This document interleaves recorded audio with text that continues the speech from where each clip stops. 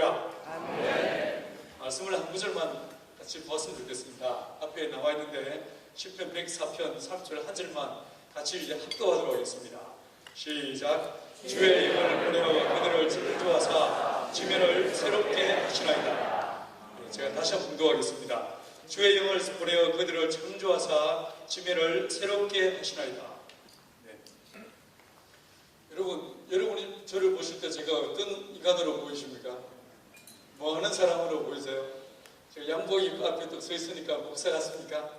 제가 사실은 농부입니다. 농사를 짓습니다. 농사를 꽤 좀 짓습니다. 제가 이렇게 목사라서 부흥회도 하지만 농부라서요, 농업을 강의하러 다니기도 합니다. 지난달에도 12월 첫째 주에 베트남 하노이에서 현지인들 대상으로 농업 세미나를 했었습니다. 다음 주엔 제가 또 러시아에 가서 열흘 동안 두 곳에서 현지인들을 위해서 친환경 농업과 양계에 대한 강의를 합니다.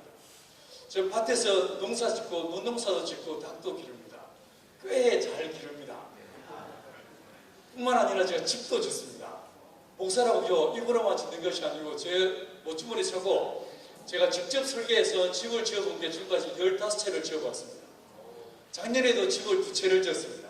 집도 짓습니다. 제가 논에서 밭에서 일하고 있으면 사람들이 와서 먼 목사가 농사 짓냐고 이야기합니다. 그럼 제가 뭐라고 하냐면 우리 아버지가 농부예요 이렇게 이야기합니다. 그럼 진짜 우리 친아버지가 농부인 줄 아십니다. 아닙니다. 저희 아버지는 해병대 출신이셨습니다. 하나님께서 우리 예수님께서 자기 아버지를 우리 하나님을 농부라고 이야기하셨습니다. 제가 뭐 주머니 차고 막 집짓느라고 열심히 못지라고 했으면요 먼 목사가 건축하냐고 이야기합니다. 그럼 제가 뭐라고 하냐면 우리 큰형님이 목수예요 이렇게 이야기합니다. 저는 형님이 없습니다. 제 위로 3볼 누나들만 셋 있고요. 제 밑으로 남동생 둘 3볼 3스트라이크 완벽하게 볼 카운트 지키는 집안의 아들입니다. 여러분, 왜 내가 농사 짓고 또 이렇게 집을 짓게 되었는가? 저도 서울에서 잘 나가던 목사였습니다. 오늘교 목소리에 있었거든요. 아까 우리 좀 전에 그 찬양한 친구도 온누리교회 출석한다고 했는데 저도 온누리교회 부목사로 있었습니다. 근데 제가 거기 있어 보니까 몇 년, 한 2, 3년 있어 보니까 때려 죽인다 해도 그거 못 있겠습니다. 왜냐하면 거기는 가서 살아보니까 거기 사역을 해보니까 그 교회 대부분의 사람들은 여러분같이 진짜 예수 잘 믿는 사람들이었어요. 저는 그런 예수 잘 믿는 사람들 만나면 어떻게 하겠습니까? 두 손 보이고요 안녕하세요 이러면서 아주 여성화되는 내 모습 보는데 미치겠습니다. 미치겠습니다. 막 속에서 이게 뭔가 끌어오르는데 여러분은 우리 예수님을 어떻게 이해하십니까? 우리 예수님이 마음이 온유하고 겸손한 분이었다고요. 천만에 만만에 풍떡이 오시다. 그분은 항승질하시는 분이었습니다. 상을 확 뒤집어 엎으면서 이 독사의 새끼들아 힘튀기면서 말하시는 분이 그 예수님이셨어요. 그렇지 않습니까? 여러분 우리 예수님은 마음이 온유하고 겸손하죠. 굉장히 와일드한 분이셨어요. 저도 목사긴 목사지만 제가 볼 때 내가 서 있어야 자리에는 어딘가 예수 옛자도 모르는 사람들 사이에 들어가서 있는 것이 이게 진짜 내 자리다. 그런 생각이 들었어요. 예수 잘 믿는 사람들 사이에는 나 아니라도 일할 인간들 쎄버렸다 이런 생각했습니다. 그러니까 지금 그 교회 팽개치고요 보건에 내려가서 17년째 살고 있었습니다. 20대는 제가 어떻게 보냈냐면 지리산 골짜기에서 한 10년 사역했습니다. 지리산에서 10년, 지금 성리산에서 한 17년. 그 다음에 그래서 두 곳에서 너무 오래 있은 것 같아서 다시 경북 의성으로 들어갔습니다. 자, 오늘 제가 이 저녁에 여러분하고 무슨 얘기를 나누고 싶으냐면 시대를 알고 오라고 이야기하셨는데 우리가 어떻게 시대를 알 수 있겠습니까? 여러분 우리가 뉴스를 통해서 신문을 통해서 책을 통해서 시대를 알 수 있겠습니까?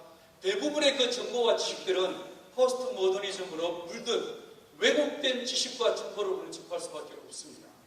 시대를 경리하고 통치하시는 건 오직 하나님의 성령이십니다. 성령을 통하지 않고는 우리가 결코 시대를 제대로 분별할 수가 없습니다. 마땅히 행한다 우리가 행할 힘이 있습니까? 제가 목사라고요 올해 또 목사라고 사람들한테 전화로 혹은 상담할 때마다 기도하세요 설교 들으세요 말씀 보세요 정답을 이야기합니다. 우리가 어디 뭐 정답을 몰라서 말씀대로 못 삽니까? 절대로 그렇지 않지 않습니까? 예수쟁이답게 살아야 된다는 건 다 알지만 그렇게 행할 힘이 우리 안에 없습니다. 그렇지 않습니까? 마땅히 행할 이 도리를 우리가 어떻게 힘을 얻을 수 있겠습니까? 오직 성령의 도우심이 없이 우리가 어떻게 행할 힘을 어디서 얻을 수 있겠습니까? 여러분, 하나님의 성령께서 우리가 살아가는 이 시대를 어떻게 통치하시는지, 어떻게 경영하시는지를 아는 것만이 시대를 분별하는 길이고 마땅히 행하는 길이라고 저는 확신합니다. 그래서 오늘 저녁에 제가 두 가지 주제로 여러분과 가급적이면 제가 시간을 맞춰보려고 애를 써보겠습니다. 근데 제가 약자사답게 말을 좀 많이 합니다. 그래서 제가 가급적이면 절제하면서 1시간 반을 한번 맞춰보도록 한번 애를 써보겠습니다. 제가 무슨 얘기를 하고 싶으냐면요, 하나님의 성령께서 이 시대에 어떤 전략으로 이 시대를 새롭게 하고 계신가, 그 사실을 제가 여러분과 나누고 싶습니다. 적어도 제가 볼 때는 하나님의 성령은 이 시대에 두 가지 전략으로 세상을 새롭게 나오고 계십니다. 그 전략이 뭔지에 대한 정보와 나름 이게 성경의 가르침들을 함께 여러분과 나누고 싶습니다. 자, 이제 본격적으로 제가 이야기를 시작하겠습니다. 아담과 하와의 타락 이후에 하나님의 마음에 충만히 있었을 하나님의 소원, 하나님의 열망이 무엇이라고 생각이 되십니까? 아마 여러분은 현장에서 하나님의 뜻을 이루고 하나님의 영광을 위해 살고 나름대로 발버둥을 치실 것입니다. 그럼 제가 다시 묻겠습니다. 여러분, 아담과 하와의 타락 이후에 하나님의 마음속에 있는, 하나님의 마음을 가득 채우고 있는 그 열망을 딱 한마디로 표현하면 우리는 뭐라고 말할 수 있겠습니까? 제가 볼 때 그것은요, 회복이라는 단어로 표현할 수 있을 것입니다. 하나님의 주권의 회복, 하나님의 통치의 회복, 하나님의 영광의 회복, 우리 인간 안에 있는 하나님의 형성의 회복을 주님은 꿈꾸실 것입니다. 자, 그런데 그 회복에 대한 꿈을 이 땅에 이루기 위해서 오신 분이 계십니다. 누구셨습니까? 우리 주 예수님이셨습니다. 그분은 자기의 뜻을 이루기 위해서 오신 분이 아니었습니다. 그래서 그분은 자의로 말씀하지 않으셨습니다. 오직 아버지께서 이러시는 대로 이야기하셨습니다. 성령의 감동하심을 따라 행하셨습니다. 자, 우리 예수님은 아버지의 뜻을 이 땅에 이루기 위해서 오셨는데, 여러분, 우리 예수님의 모든 가르침들, 사복음서에 가득 차 있는 예수님의 가르침을 관통하는 한 가지 주제가 있습니다. 표제가 있습니다. 무엇일까요? 하나님의 나라였습니다. 예수님께서는 어떻게 회복이 일어날 수 있는가, 우리의 사업장에서, 우리의 시대와 우리의 민족 안에서 어떻게 회복이 일어날 수 있는가, 어떻게 하나님의 뜻이 이루어질 수 있는가, 하나님의 나라가 임하면 회복이 일어날 수 있다라고 보신 것 같습니다. 그래서 주님은 모든 메시지의 핵심 주제가 하나님의 나라였습니다. 할렐루야. 여러분의 가정과 여러분의 인생과 여러분의 일터 위에, 여러분이 섬기고 있는 나라 위에 하나님의 나라가 임할 수 있기를 간절히 축원합니다. 자, 그런데 이 주님의 이 가르침에는 뉘앙스가 또 다른 게 숨어 있습니다. 나라가 임하시며 라고 기도하라고 말씀하셨습니다. 그리고 나라가 임하는 그 일을 위해서 예수님께서는 당신의 몸을 십자가에 아낌없이 내어놓으셨습니다. 자, 그러면 나라가 임한다라고 할 때 이 말은 어떤 의미를 품고 있냐면, 내포하고 있냐면, 여기에 이미 다른 나라가 있다라는 것을 내포하고 있습니다. 그렇지 않습니까? 실제로 예수님께서 세상 임금이라고 말씀하고 계십니다. 여기 나라가 있다는 것입니다. 왕이 있다는 것입니다. 근데 그 나라가 하나님의 뜻을 이룰 수 없고 주님의 영광을 드릴 수 있는 나라가 아니라는 것이죠. 그래서 하나님의 나라가 임해야 한다는 것입니다. 자, 그러면 나라가 있는데 하나님의 나라가 임하게 됩니다. 무슨 일이 벌어지겠습니까? 나라와 나라 사이에 충돌이 벌어질 수밖에 없습니다. 이게 뭐겠습니까? 전쟁이 일어난다는 것입니다. 그래서 우리 교회 안에서 영적 전쟁이라는 용어를 쓸 수밖에 없습니다. 여러분, 이 본문에서 보시면 하나님께서 이 영적 전쟁의 총사령관으로 한 분을 보내십니다. 누가 오셨습니까? 오늘 이 본문에서 보시면 하나님께서 주의 영을 보내사라고 이야기하고 계십니다. 누가 오셨습니까? 성령이 오셨습니다. 하나님의 성령, 이분이 이 모든 영적 전쟁의 총사령관이 되십니다. 자, 하나님의 성령은 어떤 전략으로 이 시대를 통치하시고 이 시대의 영적 전쟁을 수행하고 있다고 여러분 생각하십니까? 우리 이 말 들으면요, 요한복음 3장 8절 말씀을 떠올릴 것입니다. 바람이 임의로 불매 소리는 들으나 어디로 와서 어디로 왔는지 알지 못하는 것처럼 하나님의 사람도 이와 같다라고 이야기했습니다. 여러분, 하나님의 성령, 그분은 바람이 임의로 불매 어디로 와서 어디로 왔는지 알지 못하는 것처럼 그분은 매우 즉흥적이고 직관적이고 그리고 비논리적이라고 생각하기 쉽습니다. 그래서 뭔 성령, 그분이 무슨 전략이 있겠냐라고 생각할 수 있습니다. 천만이다. 절대로 그렇지 않습니다. 하나님의 성령은 매우 주도면밀한 전략과 전술을 구사하고 있습니다. 여러분, 다시 질문하겠습니다. 하나님의 선생님께서 이 시대에 여러분의 섬기는 나라와 이 시대 안에서 어떤 전략을 구사하고 있다고 여러분 생각하십니까? 여러분이 볼 때 제가 군대 갔다 온 인간으로 보입니까? 아니면 방위 출신으로 보입니까? 면제? 제가 이름에도요 병장 출신입니다. 군대 갔다 왔습니다. 근데 저는 군대 생활을 좀 특이하게 했습니다. 제가 군대를 87년도에 갔었는데 간 그 해부터 우리나라에 무슨 일이 있었냐면 워게임이라는 게 시작됐습니다. 미국 본토에서 대형 컴퓨터를 가져와서 북한의 남침 전략을 집어넣었습니다. 다음에 남한에 있는 이 제2의 6.25가 터졌을 때에 이 전쟁을 어떻게 막아낼 것인지에 대한 전쟁 계획서를 집어넣어가지고 실제로 전쟁을 한번 해보는 거예요. D-3일에서 D+15일까지 워게임이라고 했었습니다. 전요 신학교를 다니다가 군대를 갔습니다. 근데 본의 아니게 제가 그게 끌려갔습니다. 왜 끌려갔을 거예요? 우리 사단의 작전 참모께서 제가 신학교를 다니다 왔다고 해서 크게 오해하셨습니다. 영어를 엄청 잘할 거라고 크게 착각을 하셔서 저를 그렇게 빼버렸습니다. 갔는데 저는요 얼마나 당황했는지 모릅니다. 하나님, 나는 사람을 살리고 복음을 전해야 될 사람인데 왜 이따위 전쟁을 연습을 시키십니까? 정말 당황스러웠습니다. 제가 지금도 기억하는 게 우리 사단 병력이 14835명이었습니다. 우리 부대가 예비사단이었는데 전쟁에 우리 부대가 딱 투입된 순간에 그 첫날에 12,000명이 죽습니다. 정말 기급할 노릇이었어요. 여러분, 그런데 두 번째, 세 번째 원게임을 참석하는데 대형 전광판에 우리나라 지도가 붙어있고 각각의 사단들이 쫙 표시되어 있는 이 지도를 보는 순간에 내 안에요 마치 득도하듯이 큰 깨달음이 왔습니다. 아, 이게 전쟁이구나. 이게 선교구나. 선교는 절대로 1차원적이거나 2차원적이지 않고 매우 입체적이고 매우 전략적이고 매우 주도 면밀한 것이 선교이구나. 이런 생각이 듭니다. 선교는요 보병만 가지고 하는 게 절대로 안 됩니다. 매우 입체적이고 매우 주도 면밀한 전략이 없이는 결코 전쟁에 승리할 수 없고 선교도 절대로 승리할 수 없습니다. 제가 오늘날 보면 우리 선교사님들이 전투에는 성공하는 것 같아요. 몇몇 곳에서. 그러나 거대한 지역을 딱 놓고 보면 이 전쟁에서는 무슬림에게 만판 깨지고 있는 것이 오늘날 이 21세기의 세계 선교의 판도인 것을 여러분 어떻게 생각하십니까? 자, 여러분, 저는 이 상황을 보면서 하나님의 성령께서도 매우 주도 면밀한 전략과 전술을 구사하시구나 이 사실을 알게 되었습니다. 싸움할 때 전략 없이 싸우는 경우가 없습니다. 여러분 부부 싸움할 때 전략을 짜지 않으세요? 내가 이렇게 말하면 저희가 이렇게 받아치겠지. 그럼 내가 이렇게 말해야지. 전략을 안 짜세요? 은혜로 싸우세요? 그러니까 맨날 당하죠. 사업도 이게 총성은 전쟁이기 때문에 사업도 여러분 주도 면밀한 전략이 없이 뭔 사업을 제대로 할 수 있겠습니까? 그렇지 않습니까? 자, 그럼 다시 묻겠습니다. 하나님의 선생님께서 오늘날 이 시대에 어떤 전략으로 이 세대를 새롭게 하고 계시다고 생각하십니까? 이 질문에 대한 답을 얻으려면 우리가 성령이 마신 그 사건으로 들어가 봐야 됩니다. 어디냐면요, 사도행전 2장입니다. 사도행전 2장 1절로 47절까지 그 매우 긴 장에 아주 많은 에피소드가 등장하고 있습니다. 그런데 이 2장을요 한 걸음 딱 떨어져서 전체를 딱 놓고 보면 이 사도행전 2장은 두 가지 이야기를 하고 있습니다.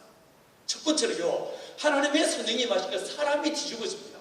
사람이 달라집니다. 자, 두 번째 질문을 제가 던져보겠습니다. 사람에게 성령이 마시면 사람이 어떻게 됩니까? 펜또 치지 마세요. 때리잡지 마세요.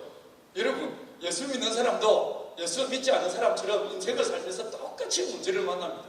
어려움을 만납니다. 근데 모름지기 그리스도인이라면 문제를 만났을 때, 사건을 만났을 때 그 문제를 가지고 내 경험 속에서 답을 찾는 사람들이 아니라 그 문제를 가지고 말씀 안으로 들어가서 말씀에서 답을 찾는 사람들을 우리는 그리스도인이라는 것입니다. 그렇지 않습니까? 다시 질문할게요. 하나님의 성령이 사람에게 하시면 사람이 어떻게 됩니까? 성경은 뭐라고 말하고 있습니까? 사도행전 1장 8절에서 예수님 우리에게 말씀하시기를 오직 성령이 너희에게 임하시면 너희가 권능을 받고 오라고 이야기했습니다. 오순절날 마가의 다락방에 성령이 임하시니까 그 자리에 모여있던 120명의 사람들이 성령에 충만을 받습니다. 이 사람들에게 무엇이 임했을까요? 권능이 임했습니다. 거룩한 두나미스가 주어지게 됩니다. 여러분, 세 번째 질문을 던져보겠습니다. 사람에게 성령이 임하시면 권능이 임한다고 했는데 어떤 권능이 임하시게 됩니까? 고통을 경험해 보셨습니다. 저는요, 모태신앙이 아니었습니다. 저는 고1 때 처음 교회를 다녔습니다. 저희 어머니 우리 집에 시집 오셔서 제 위로 누나만 아까 말씀드린 스트레이트로 딸만 셋을 낳으셨습니다. 얼마나 우리 어머니 불안하셨던지 요만 절에 가셔서 베개 불공 끝에 제가 태어났습니다. 그래서 어릴 때 제가 머리를 이렇게 길러본 적이 없습니다. 늘 머리를 백구를 쳤습니다. 백구 친다는 말 아십니까? 사흘이 멀다고 우리 아버지가 동진아 아침마다 면도기 챙겨오자 이러십니다.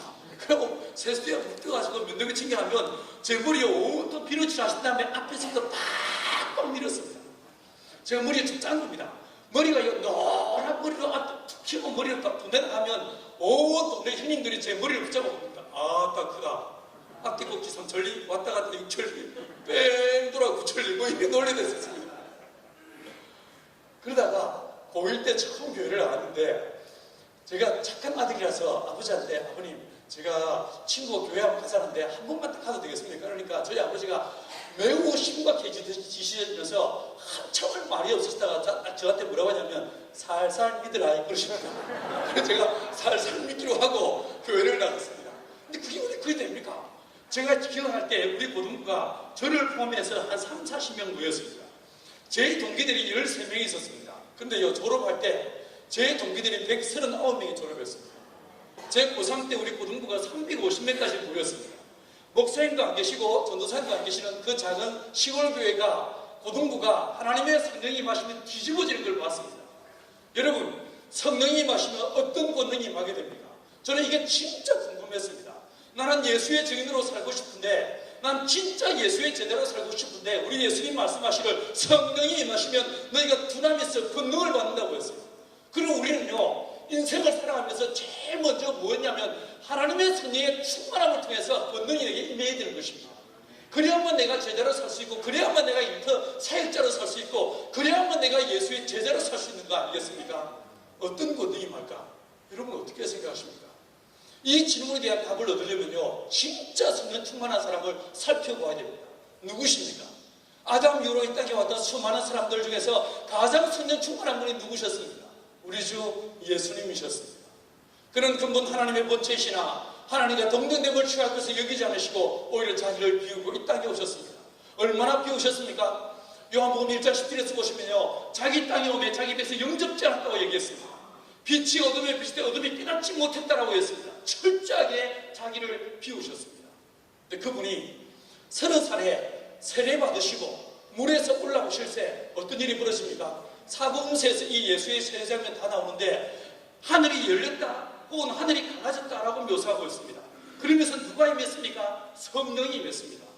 비둘같이 예수의 위에 성령이 임했습니다. 자 그러면 사도행전 1장 8절 말씀을 예수님에게 적용시켜 보시면 오직 성령이 너에게 임하시면 너희가 권능을 받고라고 했는데 예수에게 누가 임했습니까? 성령이 임했습니다. 자 그러면 우리 예수님에게 무엇이 나타났겠습니까? 권능이 임했겠죠. 권능이 나타났겠죠. 자 우리가 보면요 3년밖에 안 되는 진짜 짧은 예수님의 공생에 대해서 책이 무려 4권이 기록되어 있습니다. 마태, 마가, 누가, 요한 4권이 있습니다. 여러분은 이런 생각 해보신 적 없으세요? 뭔 책이 4권이요 비스무리하게 그냥 마태, 마가, 누가, 요한이 함께 모여가지고 쏙닥하게 회의한 다음에 책을 딱 한 권으로 만들었으면 들고 다니기도 편하고 보기도 편하고 얼마나 좋았겠어요. 그런 생각 안 해보셨어요? 저 그런 생각 엄청 많이 해봤어요. 자 그런데 이 사복음서가 조금씩 다릅니다. 어떤 신학자들이 이렇게 말하고 있지 않지만 적어도 촌에서 농사짓는 제가 볼 때 이 책은요 4가지의 권능을 우리에게 보여주고 있습니다. 여러분 시간이 많지 않기 때문에 짧게 딱 정리해서 말씀드려 볼게요. 제가 볼 때 이 사복음서의 맨 마지막에 나와 있는 예수님의 캐리그마 예수님의 친언은 정확하게 그 복음서의 결론을 우리에게 들려주고 있습니다. 그 결론은 전체 주제와 일맥상통하고 있습니다. 마태복음 맨 마지막에 나와 있는 예수님의 친언이 무엇입니까? 마태복음 28장 18절 이하에서 하늘과 땅의 모든 것을 내게 주셨으니 그러므로 너희는 가서 모든 족속으로 제자를 삼아 아버지와 아들과 성령으로 세례를 주고 내가 너희에게 분부한 모든 것을 가르쳐 지키게 하라. 가르친다에 디다케라는 말이 나오고 있습니다. 그런데요 이 사복음서를 동일한 컨텍스트, 동일한 상황에서 각각의 복음서가 어떻게 말하고 있는지를 쫙 비교해서 읽어 내려가다 보면 진짜 신기한 공통점이 발견됩니다. 이 마태라는 사람은 동일한 콘텍스트에서 습관처럼 반복적으로 어떤 단어를 쓰고 있냐면 가르친다, 가르치시고 이 말씀을 계속 반복해서 쓰고 있습니다. 정말 놀랍습니다. 마태가 예수님을 지켜보았습니다. 3년을 따라다녔습니다. 이 마태가 내린 결론이 뭐냐면 하나님의 성령이 임하시니까 그분은 진리의 영이시라, 말씀의 영이라, 지혜의 영이시라. 하나님의 성령께서 예수에게 임하시니까 말씀의 영이 임해서 말씀을 너무너무 재밌게 잘 전하더라고요. 너무너무 재밌게. 뿐만 아닙니다. 이 마태복음을요, 멀리 딱 떨어져서 조간부를 보듯이 딱 보면 전체 구조가 어떻게 되냐면 5개의 설교문으로 이루어져 있습니다. 왜 5개의 설교문일까요? 3개도 아니고 4개도 아니고. 왜 올까요? 이유가 있습니다. 유대인들을 위해서 이 마태복음이 기록되어졌는데 이 유대인들은 어렸을 때부터 성경 하면 제일 먼저 떠오르는 것이 무엇입니까? 모세오경이었습니다.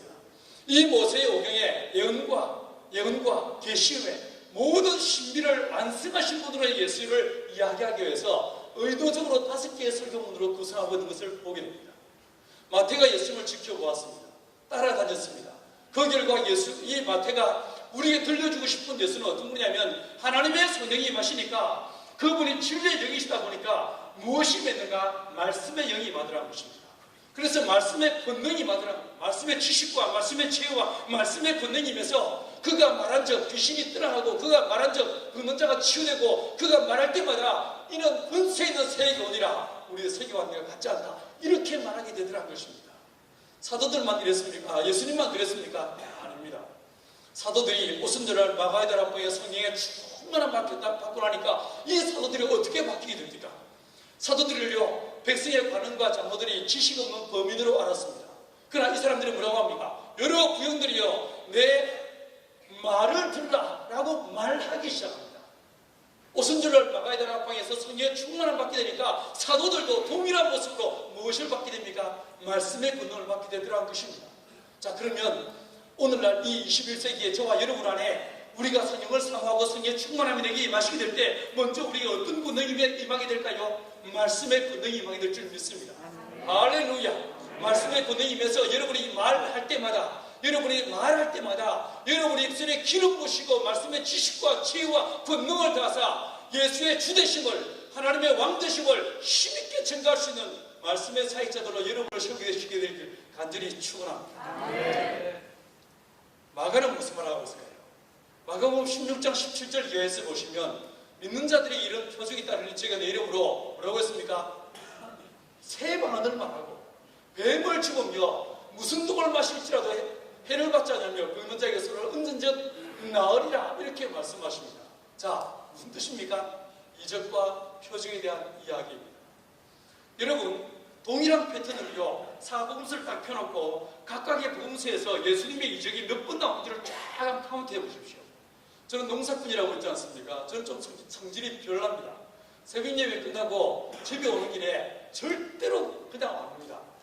김씨 어르신 논에 혹은 이씨 어르신 논에 그리고 제 논에 가서 가을에 9월쯤 되면요, 나다리 몇 개 맺히는지를 다 시켜봅니다. 좀 이상하죠, 그죠? 성질이 별나요. 우리 동네에서 17년 동안 제가 농사를 지으면서 카운트를 해본 결과 평년작일 때 110개에서 120개가 맺힙니다. 흉년이 들면요 6, 70개가 맺힙니다. 작년에 제 논에서 나달이 몇 개 맺혔는지 아십니까? 187알이 맺힙니다. 여러분은 집에서 교회까지 운전해서 갈 때 차를 가지고 레프턴을 몇 분 하는지 아십니까? 모르죠. 할 일이 없지. 뭘 그걸 관심을 갖겠습니까? 맞지, 그죠? 그게 다니면 되지. 근데 이 예수님이 이적을요, 크게 죽은 자를 살리는, 병든 자를 치유하는, 귀신을 쫓는, 그게 자연이적, 그 다음에 징벌이적이라고 해서 무화과나무를 뿌리채 말려 죽이는 이 5가지 부분 4가지로 나눌 수 있습니다. 자, 이 4가지로 구분했을 때에 각각의 복음서에서 어느 책에서 가장 많은 이적이 나올까요? 마가복음입니다. 진짜 신기합니다. 제일 짧은 책입니다. 몇 장까지 있습니까? 16장이 있습니다. 몇 절인 줄 아십니까? 총 다 해봤자 678절밖에 안 됩니다. 이건 누가복음의 반밖에 안 됩니다. 그럼에도 불구하고 가장 풍부한 이적과 표적이 나와 있습니다. 무슨 뜻이겠습니까? 마가 요한이 예수님을 지켜본 결과 이 마가 요한이 본 예수님은 어떤 분이냐면 하나님의 성령이 임하시니까 권능이 많은데 어떤 권능이 있는가? 생명의 권능이 임하더라고요. 이적과 표적의 권능이 주어지게 되더라는 것입니다. 사랑하는 여러분, 하나님의 성령, 그분은 생명의 영이십니다. 그분은 소성케 하시는 영이십니다. 창조의 영이십니다. 하나님의 성령이 마시게 되면 죽은 자를 살리고 마른 뼈다구들을 큰 군대가 되게 하시는 분이 하나님의 성령이신 것입니다.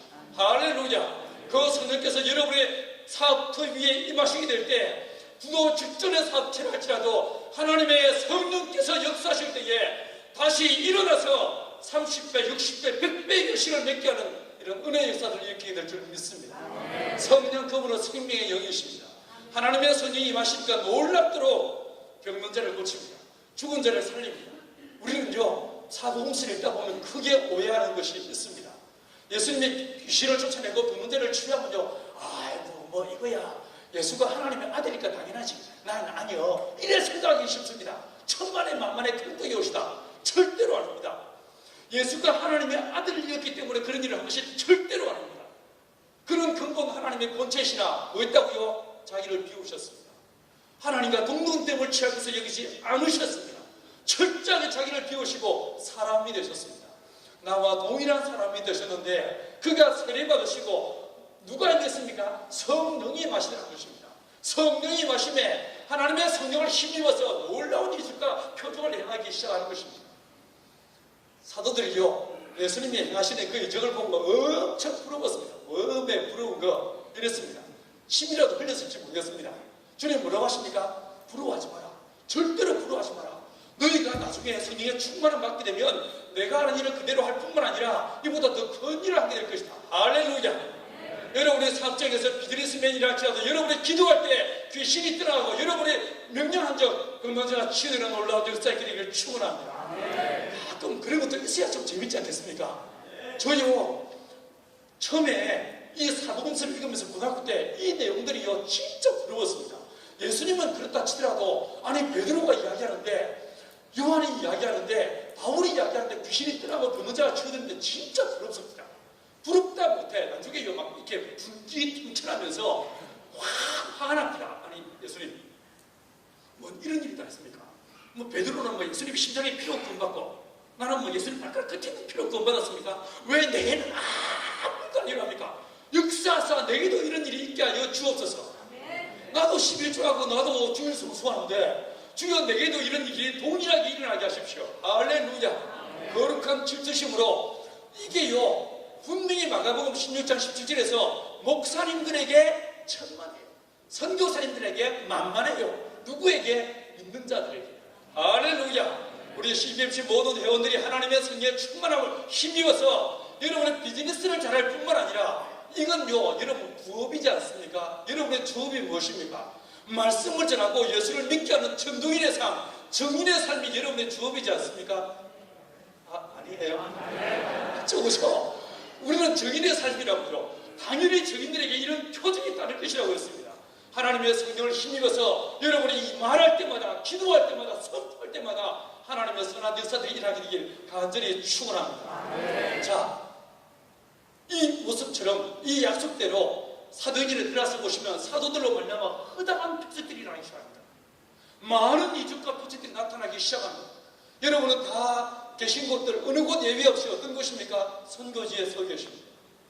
여러분은 정인으로 부르셨습니다. 여러분이 본토 친척 아비집을 있더라 지금 여러분이 계신 그 땅에 서 계십니다. 여러분 이사가는 것, 자기의 삶의 자리를 옮기는 것, 이걸 어떻게 이해하십니까? 성경을 통해서 보시면요 딱 이유는 두 가지밖에 없습니다. 오늘날에 이사가는 게 너무 이렇게 편리하고 너무 흔한 일이지만 성경 안에서 이사를 하는 것, 이걸 딱 해석해 보면요 딱 두 가지 이유밖에 없습니다. 첫 번째로는요 저주입니다. 저주.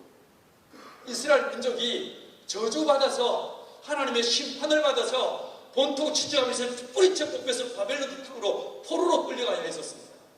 여러분은 왜 필리핀 땅에 거하십니까? 여러분은 왜 중국에 계십니까?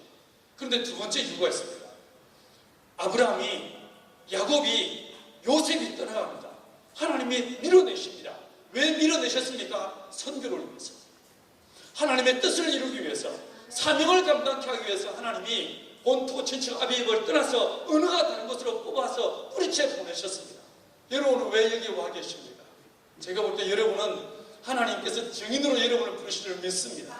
여러분, 증인에게는요 반드시 본 게 있어야 됩니다. 본 게 있어야 됩니다. 들은 게 있어야 됩니다. 증거물이 있어야 됩니다. 그래야만 증인으로서의 거룩한 역사를 감당할 수 있습니다. 하나님의 성령이 임하시면 마가란 우리에게 말하기를 이적과 표적을 행할 수 있다라고 이야기하고 있습니다. 누가는 무슨 말을 하고 있을까요? 누가복음 24장 48절 여에 내려가서 보시면 예수님께서 이렇게 말씀하십니다. 아버지 약속하신 바 위로부터 능력을 입혀올 때까지 너희는 이 성에 머무르라 라고 말씀하십니다. 이게 뭔 말인지 모르겠습니다. 이게 무슨 뜻인가 싶습니다. 그런데 누가복음만 기록하지 않았습니다. 책을 하나 더 썼습니다. 어떤 책이었습니까? 사도행전이었습니다. 사도행전 1장 4절에 이 말씀이 한 번 더 반복해 나옵니다. 그런데 1장 14절에서 가서 보시면 예수의 모친과 아우들로 더불어 사도들이 함께 모여서 뭐 했습니까? 오로지 기도에 힘씁니다. 전혀 기도에 힘쓰니라 라고 이야기하고 있습니다. 이 성에 머물라, 이건 무슨 뜻이었는가? 기도하라는 말씀이었던 것 같습니다. 여러분, 동일한 패턴으로요 사복음서를 펴놓고 기도라는 단어, 간구라는 단어를 다 찾아보십시오. 어느 책에 제일 많이 나올까요? 어떻게 하셨어요? 맞아요. 누가복음에 제일 많이 나옵니다. 몇 번 나오냐면요 무려 28번 나옵니다. 더 재밌는 건요 이 28번 중에서 4번을 제외하고 24번이 예수님의 기도를 다루고 있습니다. 이 누가는 의사였습니다. 누가복음 1장에서 보시면 나도 그 근원부터 자세히 미루어 살펴보았다 라고 이야기했습니다. 이 누가가 예수님을 자세히 미루어 살펴본 결과 예수님이 성령에 충만함 받으니까 예수님이 밤이 맞도록 뭐 하십니까? 기도하십니다. 새벽 오히려 미명에 깨어서 뭐 하십니까? 기도하십니다. 한적한 곳으로 가서 뭐 하십니까? 기도하십니다. 오로지 누가는 기도하는 예수님을 이야기하고 있습니다. 하나님의 성령, 그분은 어떤 분이신가? 교통케 하시는 영이십니다. 펠로십의 영이십니다. 코이노니아의 영이십니다. 그분은 수직적으로 하나님과 나 사이에 막힌 나무를 허무시고 거룩한 예배자로 나가게 하실 분이 하나님의 성령이십니다. 뿐만 아니라 나와 너 사이에, 여러분과 현지인 사이에 막힌 나무를 허무시고 하나 되게 하시는 분이 하나님의 성령이십니다. 할렐루야. 그 성령께서 예수에게 임하시니까 예수님으로 어떤 삶을 살게 하시는가? 기도의 삶을 살게 하시더라는 것입니다. 하나님의 성령의 세 번째 권능은 무엇인가? 기도라고 이야기해 주고 있습니다. 예수님만 기도의 삶을 살았습니까? 아니었습니다. 오순절날 성령의 충만함 받게 되니까 사도들도 동일한 모습으로 이 사람들 제9시 기도 시간에 기도하러 베드로와 요한이 성전 미문으로 올라갑니다. 우리 기도와 말씀 전하는 일에 전무하리라 라고 이야기합니다. 사도들이 기도의 사람으로 바뀌는 것을 보게 됩니다. 자, 여러분 정리를 해보십시오. 마태는 무슨 이야기했습니까? 말씀의 권능을 이야기했습니다. 마가는 무슨 말 했습니까? 생명의 권능을, 이적과 표적의 권능을 이야기했습니다. 누가는 뭔 말 했습니까? 기도의 권능을 이야기하고 있습니다. 그러면 요한은 무슨 말을 하고 있을까요? 요한복음 21장 18절에서 보시면 예수님께서 베드로를 보고 이렇게 말씀하십니다. 베드로야, 네가 젊었으면 네가 원하는 곳으로 띠를 띠고 다녔지만 늙어서는 사람들이 네 팔을 벌리고 띠를 띄운 다음에 네가 원치 않는 곳으로 너를 끌고 가게 될 것이다. 이렇게 말씀하십니다. 그리고 19절은 말씀하시기를, 베드로가 이렇게 말씀하신 것은 베드로가 어떠한 죽음으로 하나님께 영광을 돌릴지에 대합니다 라고 이야기하고 있습니다. 요한의 결론은 무엇일까요? 요한은요 순교에 대한 이야기를 하고 있습니다. 고난에 대한 이야기를 하고 있습니다. 진짜 예수를 잘 믿으면 어떻게 되는가? 죽는다는 거예요. 진짜 예수를 잘 믿으면 어떻게 되는가? 누군가를 위해서 썩어지는 존재가 된다는 거예요. 자, 여러분, 저는 이 사복음서를 연구하면서 어떤 결론을 얻냐면, 자, 보십시오. 이 요한이라는 사람은 그물을 깁다가 예수님의 부르심을 받았습니다. 마태, 마가, 누가, 요한, 이 세 사복음서 중에서 마태는 말하기를 말씀의 권능이 임한다. 마가는요 생명의 권능이 임한다. 누가는요 기도의 권능이 임한다고 했습니다. 그런데 요한은 무슨 말하고 있냐면, 결론적으로 마치 이 사복음서의 결론과도 같이 무슨 말하고 있냐면, 진짜 성령 충만하면 우리는 누군가를 위해 죽는다. 이렇게 말하고 있는 것 같습니다. 여러분, 우리가요 정말 예수님을 제대로 믿으면 어떻게 될까요? 진짜 성령 충만하시면 어떻게 될 것 같습니까? 다시 질문해 볼까요? 대충 예수 믿는 사람과 진짜 예수를 잘 믿는 사람의 가장 큰 차이가 무엇입니까? 성경은 뭐라고 말하고 있습니까? 고린도전서 15장 45절에서 바울은 이 질문에 답을 이렇게 말해주고 있습니다. 첫사람 아담은 사는 영이었습니다. 그러나 둘째 아담 곧 예수님은 살려주는 영입니다 라고 이야기하고 있습니다. 자연인 아담은 어떤 존재인가? 사는 존재라는 것입니다. 그래서 우리는요 본능적으로 이기적일 수밖에 없습니다. 자기밖에 모릅니다. 목사 말도 많이 써 성령 충만하지 않으면 세상 사람들보다 더할 게 얼마나 많은지 모릅니다. 그렇지 않습니까? 예수 믿는다고 해서 다 달라집니까? 아닙니다. 우리가 성령 충만하지 않으면 우리의 교회 안에서의 직급과 아무 관계없이 본능적으로 이기적일 수밖에 없습니다. 그런데 진짜 성령 충만해지면 어떻게 되는가? 예수님처럼 된다는 거예요. 예수님이 어떤 분이었습니까? 살려주는 존재였습니다. 누군가를 살리는 존재였습니다. 진짜 우리가 예수를 잘 믿으면 어떻게 되는가? 누군가를 살리는 삶을 살게 된다는 거예요. 저는 이 말씀을 연구하면서 말씀의 권능이 임해서 쏘아 그래서 어쨌다는 겁니까? 기도의 권능이 임해서 어쨌다는 겁니까? 그런데 요한은 우리가 말하기를 정말 성령 충만해지면 하나님의 권능을 덧입어서 우리가 어디에 가든지 사람들한테 말씀으로 예수를 믿게 하고 기도로 예수를 믿게 하고 우리의 이적과 표적을 통해서 예수를 믿게 할 뿐만 아니라 섬김을 통해서 사랑을 통해서 나눔을 통해서 사람들에게 예수의 주되심을 알게 하는 사람들이 저와 여러분들은 할렐루야. 여러분 한국 사람들 뿐만 아니라 전 세계 사람들은요 보잘것을 못 믿습니다. 백문이 불여일견이라고 말합니다. 그 중에서도요 한국 사람들은 특히 더합니다. 와 봐야 되고 입어 봐야 되고 먹어 봐야 되고 심지어 뭐라고 말합니까? 맞아 볼래? 맞는 것도 봐야 됩니다. 그렇지 않습니까? 다 보잘것을 믿지 못하는 게 저와 여러분들입니다. 이 보잘것을 믿지 못하는 이 믿음 없는 이 타락한 세대를 위해서 하나님은 어떻게 하시는가? 저와 여러분에게 성령의 충만함을 주셔서 예수 믿는 사람들, 그 성령 충만한 사람들을 곳곳에 세우셔서 그 사람들의 말을 들어보고 예수 믿게 하는 거예요. 우리가 행하는 이적과 표적을 보고 예수 믿게 하는 거예요. 우리의 기도가 응답되어지고 하늘의 결박이 풀어진 걸 보고 사람들이 예수 믿게 하는 거예요. 우리의 성경을 보고 사람들이 하나님의 살아계심을 보게 하는 것입니다. 이게 첫 번째 전략입니다. 하나님께서는 어떻게 세상을 변화시켜 나가는가? 사람에게 성령의 충만함을 더하셔서 이 거룩한 권능을 덧입은 사람들이 곳곳에서 하나님 주시는 그 권능을 힘입어서 예수의 증인으로 살게 하시는 거예요. 말씀으로 이적과 표적으로 기도로 섬김의 삶을 통해서 사람들이 우리를 보고 예수 믿게 하는 것, 이게 바로 주님의 전략인 것입니다.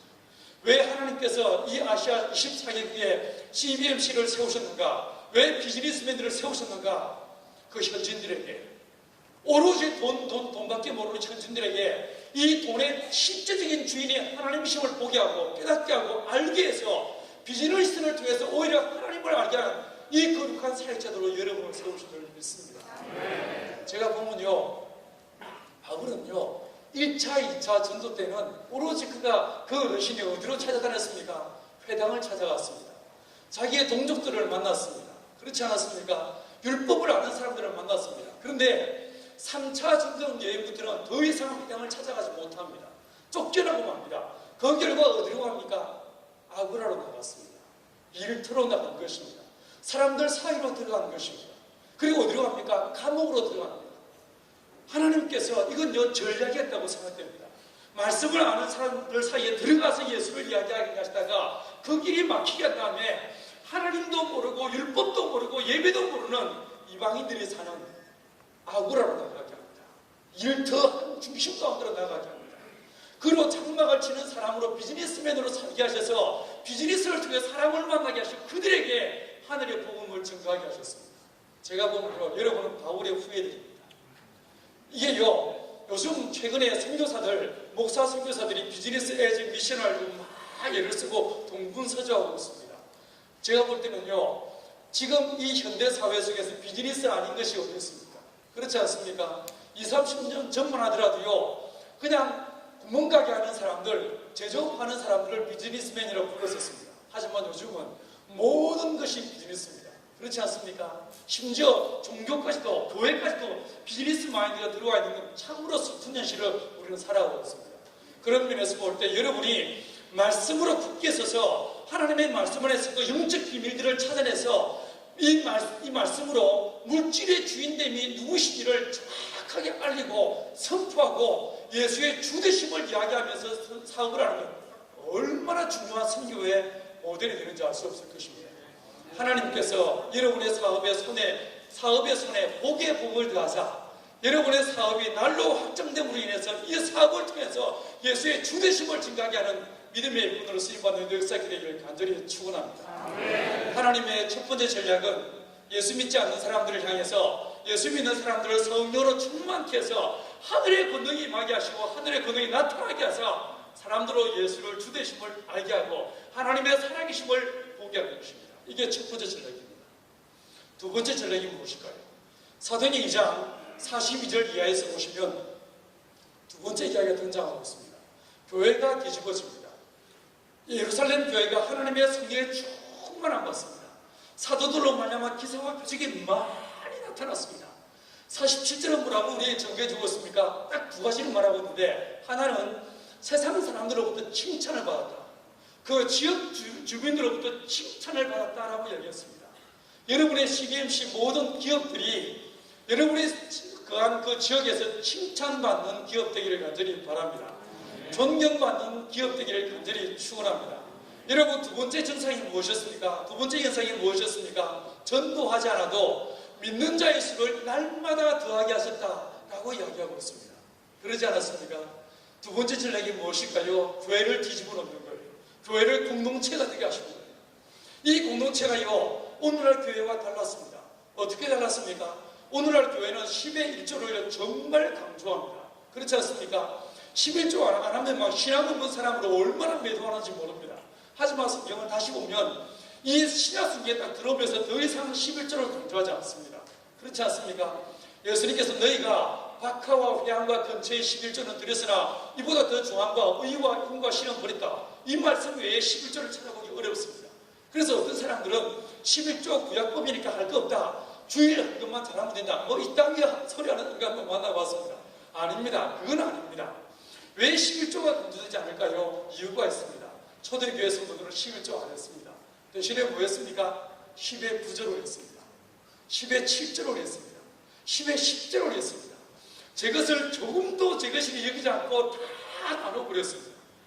우리 아시아 CBMC 모든 우리 회원들의 기업에 하나님께서 복의 복을 더하사 여러분의 10의 9조를 하고 10의 1조로 살 수 있게 되기를 축원합니다. 아멘. 아멘. 진짜로 그런 은혜가 여러분에게 임하시게 되기를 간절히 축원합니다. 10의 7조로 하고 10의 6조로 하고 10의 5조로 하는 인간들한테 너 11조 했어? 11조 했어? 이건 말이 안 되는 질문이지 않겠습니까? 그러지 않겠어요? 그래서 11조가 나오지 않는 것입니다. 초대교회는 제 것을 조금도 제 것이 여기지 않고 거룩한 후원이 있었습니다. 아름다운 섬김과 나눔이 있었습니다. 여러분, 지갑을 드는 것, 그것이 온전한 공동체의 모습인 것을 보게 됩니다. 나는 이게 진짜 부러웠습니다. 그래서요, 오늘 교회에 사실 전 들어갈 마음이 추워도 없었습니다. 어느 날 하나님이 저를 등 떠밀어가지고 오늘 교회에 들어갔습니다. 아까 말씀드린 대로 한 2, 3년 지나니까 때려 죽인다 해도 그거 못 잊겠습니다. 딱 3년째부터요, 노래를 불렀습니다. 주님, 제발 여기서 좀 내보내주십시오. 안 그러면 확 그냥 내가 감옥을 가버리겠습니다. 아니면 택시 운전을 하겠습니다. 뭐 별 소리도 했습니다. 왜 감옥 간다고 하냐면, 감옥은 혹시 가보셨어요? 감옥을 가보면요, 밀폐된 공간에 내가 들어가 있으면 그 인간은요, 빼도 막도 못합니다. 계속 내 이야기를 들을 수밖에 없어요. 안 그러겠습니까? 딱 그 공간 안에서 끊임없이 내 이야기를 들으니까 끊임없이 복음을 들어서 예수 믿게 한다. 뭐 이런 전략. 아니면 택시 운전하겠습니다. 택시 운전을 왜 하려고 했냐면, 누군가 타면 목적지에 도달할 때까지 그 인간은 어떻습니까? 내 이야기를 들을 수밖에 없어요. 그러겠습니까? 오로지 복음을 전하기 위해서 뭔가 하고 싶었습니다. 어느 날 주님께서 됐다, 그만해라 라고 하시면서 저보고 보문으로 가라고 명령하셨습니다. 진짜 뛸 듯이 기뻤습니다. 97년 10월 달에 사직서를 제출했습니다. 그리고요, 휴대폰 딱 꺼버리고 제가 오늘 교회 교육자회를 안 나갔습니다. 딱 보시면 좀 뺀질거리가 생겼습니다. 교육자회에 안 나갔습니다. 돌아가신 하영종 목사님이 저를 잡아 오락하고 난리가 났는데 안 갔습니다. 뺀질거리고 도망을 다니다가 내가 어디서 한 목사님한테 붙잡혔냐면, 서빙구에 있는 오늘교회 맞은편에 신동아 쇼핑센터 지하 3층에 사우나가 있습니다. 지금 아프리카에 선교사로 나와 있는 친구하고 싸움하러 갔다가 거기서 한국 사람한테 꼼짝없이 붙잡혔습니다. 너 이리 와! 꼼짝없이 붙잡혔습니다. 빨가벗은 상태에서 딱 옆에 앉혀놓고 하시는 말씀이 너 도대체 뭔 정신으로 농촌 가려고 하느냐? 너 농사 지어봤어? 아닙니다. 부모님 농사 그게 아닙니다. 제가 아버지는 했는데 땅에서 없습니다. 아무것도 내가 얘라고 대답할 수 있는 게 없었습니다. 이분이요, 현대 선교는 도시 선교인데 뭔 농촌 선교냐? 말도 안 되는 소리 하지 마라. 이러셨습니다. 이분이 한참 이야기를 하시다가 막 혼자서 떠들어대시다가 나중에 뭐라고 하시면 너 나를 설득시켜라. 설득시키면 내가 널 내려보내주마. 설득 못 시키면 너 국물도 없어. 그러셨어요. 제가 고개를 들고 웃으면서 목사님, 제가 목사님을 설득시키면 따라 내려가시겠습니까? 이렇게 물었어요. 이분이 껄껄껄 웃으시면서 내가 졌다 이러십니다. 제가 이름에도 하영정 목사님과 싸워 이긴 사람이에요. 그 이후로 한 목사님이 저를 볼 때마다 뭐라고 하시냐면요. 뭐 도와줄까? 내가 땅 사줄까? 돈 줄까? 사람 보내줄까? 뭐든지 말만 하라고 하셨대요. 사실요, 제 이 목 끝에서요. 땅 사주세요. 이게 목 끝까지 올라왔는데 이걸 꽉 눌러버렸어요. 제가 보온으로 하라고 주님이 제게 직접 말씀하셔서 보온으로 하겠다고 그랬습니다. 근데 아는 데도 없어요. 제가 제 어투에서 나오는 것처럼 저는 경상도 보리문동입니다. 저희 치과는요, 전라북도 익산이에요. 저는요, 충청도랑 아무시나 관계없이요. 보온으로 가라고 하는데 오라는 데가 있습니까? 갈 데가 있습니까? 땅 한 편 없는데 땅 사주세요. 요 말이요, 뭐 끝까지 올라왔는데 꽉 눌러버리고요. 목사님, 제가 목사님 밑에서 진짜 많은 것 배웠습니다. 제가 점수입니다. 맨땅에 헤딩하겠습니다. 기도만 해주셔도 됩니다. 많이 배웠습니다. 정말 감사합니다. 이거 나왔습니다. 멋지죠? 이 멋진 건 아직 다 치고 들었어요. 이 멋진 건요, 대가를 지불해야 됩니까? 한겨울에 운동선한 겨울에 미니스커트 입고 뛰내기는 인간들은 감기에 걸릴 징조. 이게 멋있는 건요, 반드시 대가를 지불해야 됩니다. 제가 퇴직금 다 정산하고 나니까 얼마나 많냐면 제 수준에 10만 3천 원 나옵니다. 그 돈 들고 보온으로 내려갔습니다. 오라는 데가 있습니까? 아는 데가 있습니까? 아무 연구도 없고 거기 내려가서 어떻게 할까 고민하다가 보온에 대한 상세한 지도를 구했습니다. 그래서요, 보온의 모든 마을들을 다 돌아다니기 시작했어요. 제가 평소에 풍수지리설에 관심이 있어가지고 풍수책을 좀 몇 권 본 게 있었습니다. 그래가지고 이 배산 임수에 좀 좋은 마을들을 찾기 시작했어요. 마을을 다 다니면서 몇 가지 원칙을 정했습니다. 하나님, 반경 4-5km 내에 교회가 없어서 예수 옛자도 들어보지 않은 동네 사람들, 역사 한 1000년 이상 된 오래된 마을, 뒤로 산이 벽부처럼 가로막혀 있어서 물이나 공기가 오염이 안 되는 마을, 뭐 이런 원칙을 찾다가 2월 중순에 제가 사는 이 마을을 찾아냈습니다. 몇 차례 돌아보다가 주님, 내가 여기면 딱 좋겠습니다. 말씀을 드리고 허락을 받고 그 마을에 들어가서 이런 마음을 먹었습니다. 어느 날 주님의 허락을 득한 다음에 음료수를 딱 오렌지 주스 한 박스 사드리고요, 거기에 마을 회관을 찾아갔습니다. 제가 내려가면서 마음에 작심했습니다. 하나님, 제가 목사로 절대로 안 살겠습니다. 하나님, 저는요 그냥 좋은 그리스도인으로 살겠습니다. 그리고 두 번째로 전도 안 하겠습니다. 몇 년 동안, 적어도 최소한 몇 년 동안은 절대로 내가 입으로 전도하지 않겠습니다. 그냥 더불어 살겠습니다. 나는 이 동네 머슴입니다. 논에서, 밭에서, 집에서 누군가 어디선가 누군가에게 무슨 일이 생기면 어디든가 딸을 가서 내가 그분 일을 돕겠습니다. 이렇게 마음먹었습니다. 여러분, 우리 예수님요, 그 양반 잘 살펴보시면요, 30세가 될 때까지 단 한 번도 전도 안 했습니다. 맞죠? 나는요, 20대 때 미친놈처럼 지리산 골짜기를 뛰어다니면서 복음을 전했어요. 서울에서 사람들을요, 동원하기 위해서 하나님이 내게 그런 지령을 내리시기 때문에 사람들을 동원하고 싶은데 어떻게 할까 고민하다가 지리산을 주님의 품으로 이런 전단지를 만들어서 온 교회에 뿌리고 다니다가 그것도 부족해서 한 장을 내 앞가슴에 붙였습니다. 한 장은 등 뒤에 붙였습니다. 그리고 요 서울역 앞에서 교대역 앞에 사람들 많이 다니는 데서 여러분, 내 세미나가 안 쳐다보더라고. 그래서 머리 흉내를 냈어요. 이러면서 머리 흉내를 냈습니다. 그래서 사람들을 끌어모았습니다. 2-3천 명의 사람들을 7년 동안 데리고 내려가서 지리산 골짜기 8개 군에 사역하면서 교회가 30-40개가 개척되는 걸 봤습니다.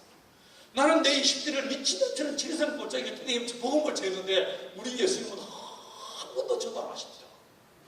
그리고 딱 30세에 길지도 않게 딱 3년 짧게 단타로 치고 빠집니다. 제 이걸 보면서 30년은 아니지만 최소한 몇 년 동안은 절대로 내가 보험을 들어가지 않겠습니다. 더 벌어서 하겠습니다. 이런 마음 먹었습니다.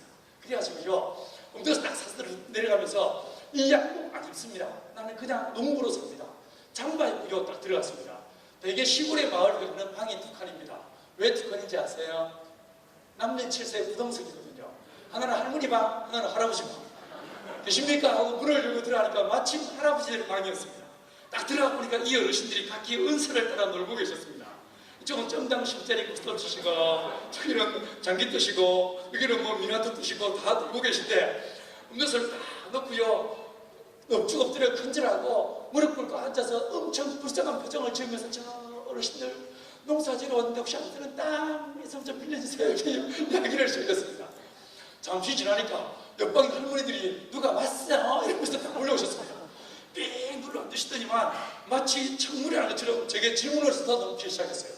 고향이 어디요?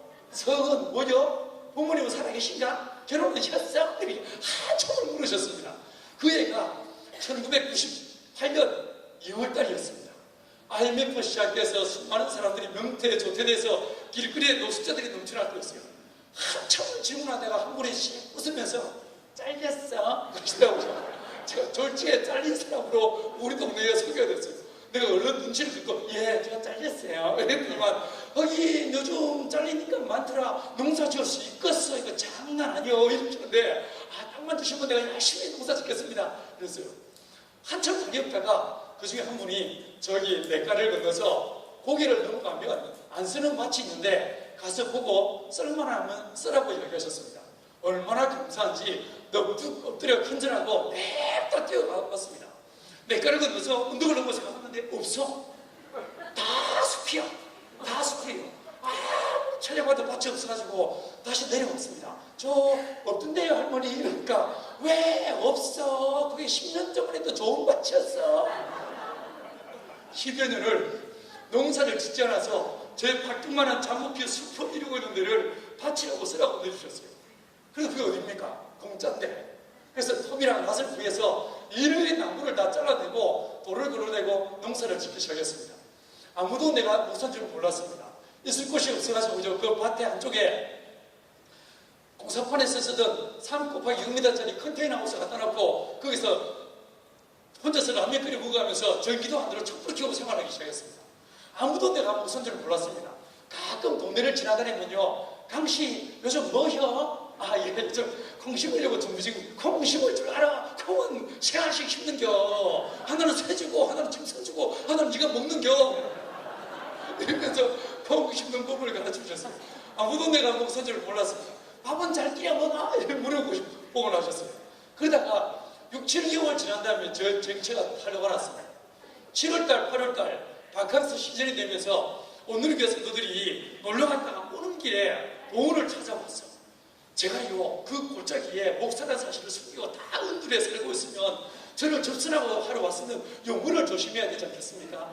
선교지 가서 싸가지 없이 담배 사래 이러면 안 되잖아요. 안 그렇습니까? 저보고 뭐 강 사장님 어디 계세요? 이런 말 하다가 강 선생님 이런 말 했어야 되는데 이 철딱서는 인간들이 저 혹시 동네에 강동진 목사님 계세요? 이런 물어봤어요. 그야말로 목사요? 이러면서 제가 정체가 달려왔습니다. 우리 동네에 보안관 할머니가 한 분 계십니다. 집집마다 청기라고 다니는 할머니 한 분 계십니다. 비가 구슬구슬 내리면 온 동네를 떠다니면서 짱떡 뜯고 다가 큰 소리 치고 다니는 할머니 한 분 계신데 이 할머니가 그 언덕을 넘어서 내 밭까지 찾아오셨어요. 그 밭둑에 부지를 앉으시더니만 저를 바라보시면서 처근한 눈빛으로 강씨 목사라며? 예, 실은 제가 목사입니다. 교회는 끊었어? 왜 여기 와서 이 지랄이야? 제가 졸지에 교회 끊은 목사로 이 동네에 성교가 됐었어요. 여러분 그 여름방학 지나면서 저를 따라서 두 형제가 더 내려왔습니다. 한 사람은 컴퓨터 프로그래머였던 사람이었어요. 또 한 사람은요 유학 갔다 온 박사였어요. 제가 내려가기 전에 서울대 농대에서 성경을 가르쳤었는데 그때 그 서울대 농대 시간 강사로 유학 갔다 온 지 얼마 안 돼가지고 막 유학 끝내고 들어가서 시간 강사로 들어온 친구가 있었어요. 이 현실감 가격 어리버리야. 이 친구를 제가 딱 피싱을 했습니다. 너 여기 있어봤자 뭐겠어? 서울대 교수밖에 나겠어? 나와 함께 이 민족의 농출을 아시아의 농출을 원래 목사들이 뻥을 잘 치지 않습니까? 이 인간이 내 말에 호까닥 넘어갔습니다. 그리고 따라 내려오세요. 남자 3명이서 컨테이너에 같이 살기 시작했습니다. 제가 그때 몇 살이었냐면 34살에 시작했어요. 왜 34살인지 아십니까? 예수님이 33살에 공생애를 끝내셨으니까 34살부터의 예수님의 공생애는 끝났습니다. 이런 마음으로 제가 34살에 그 일을 시작했어요.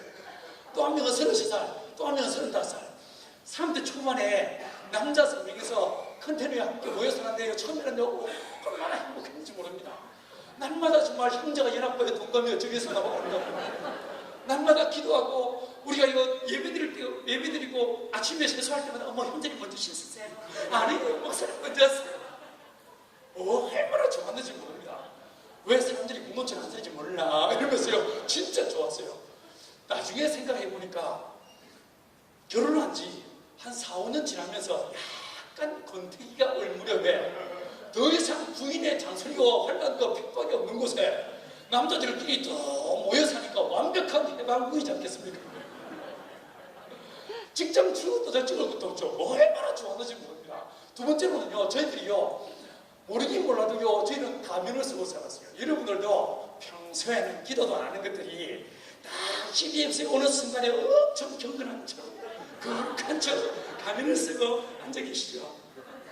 그랬어요. 가면을, 여러분 주일 예배할 때, 주일 아침에 부부싸움 했더라도 일단 차 타고 갈 때까지 싸우더라도 딱 도착해서 시동 끄고 내리면서 어떻게 합니까? 가면을 쓰고 안녕하세요. 그러지 않습니까? 그러십니까? 예배 끝나고 차 타면 다시 이런 CBS가 내려오죠. 내고치기는 좋죠. 이런 17, 18, 19 이러면서 그러지 않습니까? 안 그러세요? 처음에 그렇다고요. 근데 어느 날 그렇게 맨날 형제가 연합하여 동거하는 아름다운 모습을 살다 어느 날 대판 싸웠습니다. 대판 싸웠습니다. 딱 4개월 지난 어느 날 대판 싸웠는데 이 두 친구 중에 한 명은 군대 갔던 친구였고 한 명은요 이 면제받은 친구가 됐어요. 어느 날 왜 싸웠냐면 치약 때문에 싸웠습니다. 여러분은 부부싸움 할 때 왜 싸우세요?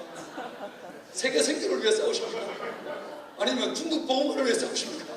저희들 치약 때문에 싸웠어요. 군대 갔다 온 친구는 아주 성격이 주도면밀해서 밑에서 쫙쫙 올리는 친구였어요. 군대 갔다 안 갔다 온 간에는 자기의 영혼이 가운데로 팍 눌러버립니다. 누르면 쫙 올리고 누르면 쫙 올리고 누르면 쫙 올리는 친구. 어느 날 이 쫙 올리는 친구가 새벽에 양치질에 갔다가 치약을 팍 쳐서 다 싸웠습니다. 물론 그날 밤에 회개했어요. 눈물로 기도했어요. 이게 며칠이 안 갑니다. 어느 날 또 대파 싸웠는데 두 번째는 왜 싸웠냐면 저희가 두 번째 밭을 또 빌렸어요. 저는 이제 어느 날 한 번은 저는 이제 마을 안에 있는 첫 번째 빌린 밭에서 일을 하고 두 인간은 마을 입구에 버스 타는 정류장 앞에 있는 그 언덕진 밭이었는데 그 밭에 석회를 뿌리기로 했습니다. 그래서 일 끝나고 난 다음에 12시에 먼저 온 사람이 라면 끓여서 밥 말아 먹기로 하고 헤어졌습니다. 12시에 와서 보니까 이 인간들이 안 와 있어. 속으로 이랬더니 목사한테 라면 끓이라고 이렇게 끓이면서 물을 끓였는데 물이 끓어도 안 와.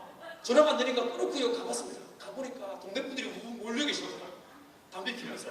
보니까 이 인간들이 뿌리라고 하는 밭에 안 뿌리고 서로 얼굴에 뿌리면서 석회를 뿌리면서 싸우고 있는 거예요. 그때 하고 뛰어가서 싸움을 말렸습니다. 이것들이 왜 싸웠을까요? 왜 싸웠을까요?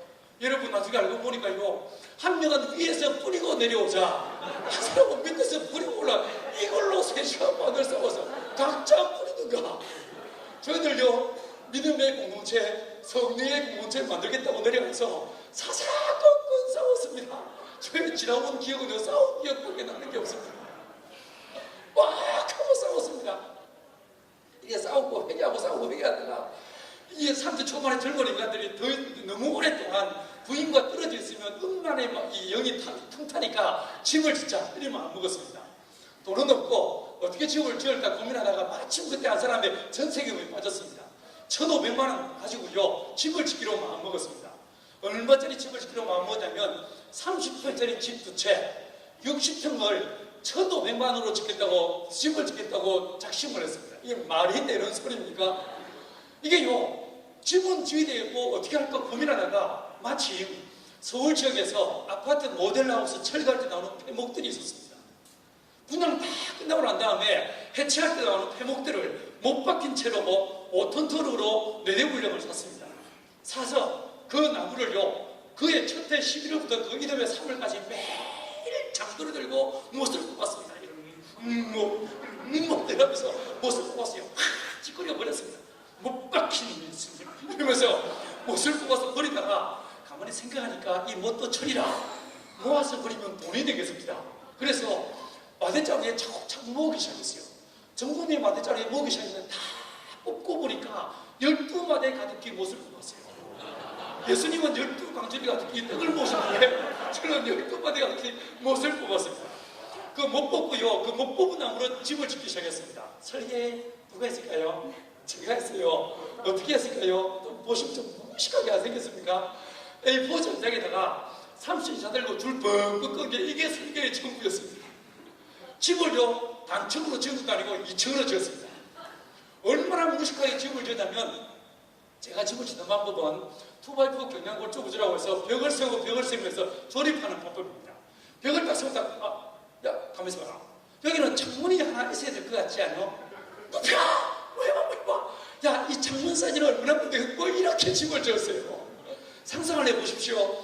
아파트 모델하우스 철거할 때는 폐목이었으니까 이 나무를 세워 나가는데 나무가 뒤틀리고 하판들은요 페인트가 벗겨지고 타일을 벗겨내서 엉망진창인 나무로 막 집을 짓기 시작하니까 온 동네 분들이요 지나가다 다 들리십니다. 이게 뭐요? 저희들 집 짓습니다. 축사 아니요? 축사입니다. 우리 집입니다. 뭐 집을 이따구로 저 괜히 이상하게 지어가지고 동네에 더럽히죠. 뭐 이래야 막 큰 소리 치셨습니다. 아닙니다. 집 다 짓고 나면요 엄청 이뻐집니다. 이렇게 집을 짓기 시작했어요. 여러분 그 집을 짓는데 뭐 동네에 아무 일 없다가 3, 4월 달에 집을 짓기 시작하니까 온 동네 분들이 지나가다 다 들리십니다. 다 들리십니다. 할매들은요 제가 막 이렇게 톱질하고 있으면 목사가 뭔 톱질을 해봤겠습니까? 어쩌지 않게 톱질하고 있으면요 있네. 톱질 그렇게 하는 게 아니야. 이러면서 톱질에 시범을 딱 보여주십니다. 딱 만족이 며칠 지나고 난 다음부터는 할머니들이 때만 되면요 이리 와 이거 먹고 해 하면서요 라면을 끓여 오시기도 하고 부침개를 부쳐오시기도 하십니다. 저희가 그 집을 짓는 동안에 온 동네 분들이 봤을 때 이분들이요 젊은 사람이니까 돈이 있겠거니 생각했는데 아무것도 아니고 폐목으로 집을 짓기 시작하니까 저놈들 저 손 따라지네. 알게 되셨어요. 불쌍하게 이럴 데 없는 가난한 사람이라는 걸 알게 되시고 마치 도시에 나가서 빠지게 고생하는 자기 막내 아들 생각나는지 우리를 더 불쌍히 여기기 시작했어요. 우리를 돕기 시작했어요. 어르신들은 와서 나무를 옮겨주시고 할머니들은 밥을 해주시면서 그 집이 지어졌습니다. 다 지어지고 나니까 웜에 집이 되네 이러면서요 진짜 기뻐하셨습니다. 여러분 그 집에 1층의 거실을 넓게 지어서 거기서 예배를 드리기 시작했어요. 정말 예수님처럼 하고 싶어서 교회 팻말도 붙이지 않았습니다. 십자가도 달지 않았습니다. 이 땅에 오셨으나 그 소리를 들리지 않았던 예수님처럼 정말 예수님처럼 살겠다고 마음먹었어요. 어느 날 예배당 짓고 2-3달 지난 어느 날 한참 예배를 드리고 있는데 10분 15분 지났는데 저 뒤에 문이 빼꼼히 열리면서 누가 들어오셨습니다. 나도 와도 어디야? 이러면서 오셨어요. 보니까 그 보안관 할머니였어요. 그 이후로 이 보안관 할머니가 우리 뭐여 강 목사 설교 들어봐 재밌어 이러면서 할머니들을 한 분 한 분 모시고 오기 시작했습니다. 딴 할매들은 설교 시간에 조용히 앉아 설교 들으시는데 이 보안관 할머니는요 설교 시간에 단 한 번도 그냥 넘어가는 법이 없었습니다. 제가 바디메오 이야기를 혹은요 이 나사로 이야기를 막 설교 재밌죠? 재미없으세요? 이렇게 신나게 재밌게 막 이야기를 하면요 바디메오 막 웃더니 정말 아주 막 이렇게 이야기를 하면 가만 하면서 봐 강 목사 봤어? 미치겠어. 봤냐고 이러시는데 미치겠습니다. 뿐만 아니라 좀 어려운 얘기를 하면요 뭐 첫째, 둘째 어려운 얘기를 풀어가면 한참 듣고 있다. 가만 강 목사 당최 뭔 말인지 못 알아먹고 있어. 처음부터 다시 한번 해보고 나한테 결론 말해야 되는데 다시 서론으로 돌아가서 처음부터 다시 얘기하면 근데 그 할머니가 그해 12월 달에 내가 강 목사 설교 들어볼게 예수가 누군지 알겠네 이러면서요 세례 받으셨어요. 할렐루야. 아직 박수 치기 힘들어요.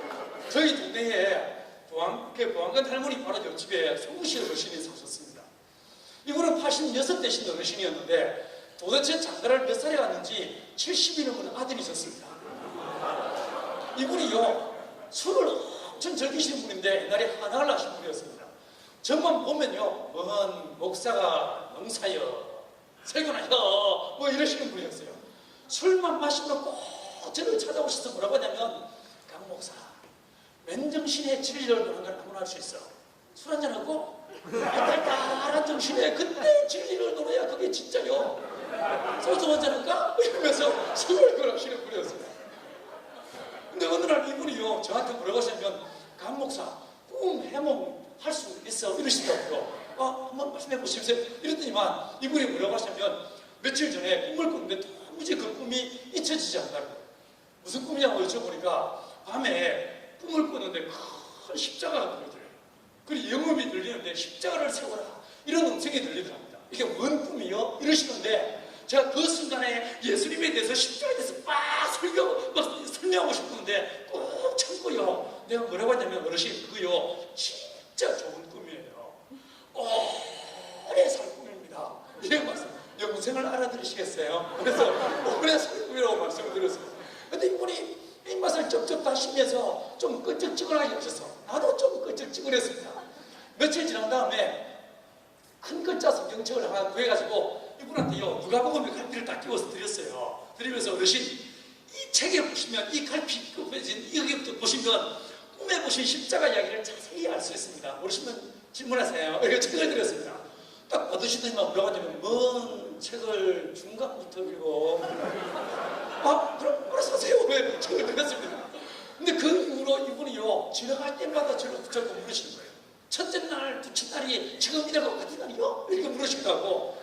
성경책이라고 거룩한 이야기만 있는 줄 알았는데 뭐 매일 희한한 이야기도 할때 뭐 애비하고 딸들이 붙어보고 뭔 이야기를 해주시고 이러다가 한 6개월 지났더니라 두루마기를 꽤 차례 읽으시고 저 앞에 오시더니만 목사님 주신 책 읽어보니 예수가 누군지 알겠습니다. 할렐루야. 3년이 지나니까요 마을의 반 이상이 예수를 믿기 시작합니다. 3년이 지나니까요 마을의 이장님이 노원리 회장님이 목사님 마을에 간 이창이 빈 곳으로 비어있으니까 필요하면 예배함으로 쓰십시오 이렇게 말합니다. 정말 논에서 밭에서 어디든지 달려가서 제가 이런 못해도 잘 웃잖아요. 이게 일단 웃으면 50점 웃고 들어갑니다. 맞죠 그죠? 일단 인사하시고 말까 안녕하세요 큰 소리 인사하면서 이게요 잘만 인사만 잘해도요 엄청 사람들이 좋아하십니다. 그러면서 일을 도와드리기 시작하니까 빨리 오기 시작합니다. 교회가 세워지기 시작합니다. 그런데 나는 교회를 하고 싶은 것이 아니었어요. 나는 공동체를 하고 싶었어요. 교회를 하고 싶은 것이 아니라 공동체를 하고 싶은데 공동체가 안 됩니다. 두 가지 어려움이 있는데 첫 번째는요 자립이 안 됩니다. 저희 남자 3명이서요 처음에 농사지으면서 밭에 가서 진짜 열심히 일했습니다. 기도도 엄청 열심히 했습니다. 밭에 가서요 일을 하면서 풀을 매면서 고추를 심고 호박을 심으면서 진짜 기도를 열심히 했습니다. 근데 기도가 안 되는 것도 있습니다. 분명히 5월달에 고추를 심었는데 한 두세 달 지나니까 심지도 않은 풀들이 쫙 시작하는데 저 풀은 초월이 되어버립니다. 한 2년 동안은 동네 분들이 저것도 참 희한하게 농사 짓네 이래 이야기하시다가 2년 지난 어느 날부터 욕을 해대기 시작하는데 저 더러운 놈들이 게을러 터져가지고 도시 어디 본부에서 돈을 대주니까 저 땅으로 농사 짓지 욕 진짜 많이 먹었습니다. 게을러 터져가지고 그냥 제주장 확 찌그리면 불 다 잡을 텐데 저희들요 신학적으로 오직 창조의 원리를 따라 유기농으로 좋은 말을 다 갖다 붙였습니다. 하지만 대안이 없었습니다. 저희들요 밭에 가서요 남들이 열심히 기도하면서 풀 맸습니다. 풀밭에 앉아가지고요 원래 보면 일 못하는 것들이 두 가지 특징이 있는데 하나는요 도구를 사용할 줄 몰라. 맞죠 그죠? 공부를 따를 줄 몰라. 두 번째 타이밍을 꼭 놓칩니다. 한 박자 반 박자 놓쳐요. 원래 풀은요 나기 시작해서 비 맞기 전에 막 돋았을 때 이 호미를 눕혀서 빡빡 긁어버리면 쉽게 잡힙니다. 꼭 비를 두세 번 맞춰.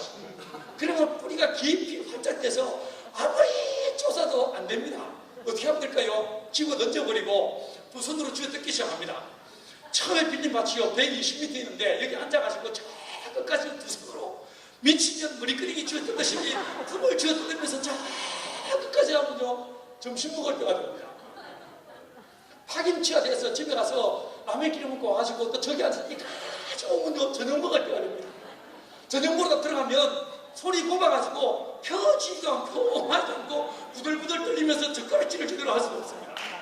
더 기가 막힌 건요 골이 13개였어. 13개인데 다 하면 한 달 걸립니다. 그러면 밑에 또 굴러기 시작합니다. 미치겠습니다. 저희들도 게으른 게 아니었어요. 나름대로 열심히 다했지만 안 됩니다. 안 됩니다. 정말 힘들었습니다. 남자 3명에서 1년 동안 뼈 빠지게 농사 지었는데 얼마 벌었냐면요. 첫해 150만 원 벌었습니다. 1인당 150만 원도 아니고 월 매출이도 아니고 1년 총 매출이 150만 원이었어요. 미치겠습니다. 덕분에 식은땀 쫙 흐르면서 야 이러다 굶어 죽을 수도 있겠다 이런 생각이 듭니다. 근데 그게 엎친 데 덮친 격으로 이렇게 너무 가난하니까 사람이요 싸움이 찾아들기 시작합니다. 딱 두 파로 쪼개졌습니다. 첫해 둘째는요 아이고 다음에는 좋아지겠지 싶었지만 3년이 지나도 4년이 지나도 도대체 좋아질 기미가 없게 되니까 우리 공동체가 딱 두 파로 쪼개졌습니다. 한쪽은 쪽파 한쪽은 양파 두 파로 쪼개졌어요. 양파는 왜 양파냐면 예수님이 모든 것을 버리고 나를 따라오라고 했으니까 100% 공유하자 완전 공유를 지정하는 사람들이 양파였어요. 쪽파는 뭐였냐면 구약의 희년의 원리를 따라 부분 사유를 인정하자 사유와 공유의 조화를 꾀하자 이게 쪽파였습니다. 2002년 공동체 시작 딱 5년 됐을 때 두 파로 쪼개졌어요. 쪼개진 다음에 그 1년 동안요 저희는 무섭게 싸웠습니다. 무섭게 싸웠습니다. 전국이 월드컵으로 떠들썩할 그 해에 저희는 예선도 없이 토너먼트도 없이 모였다 하면요 말씀의 검을 휘두르며 싸워댔어요.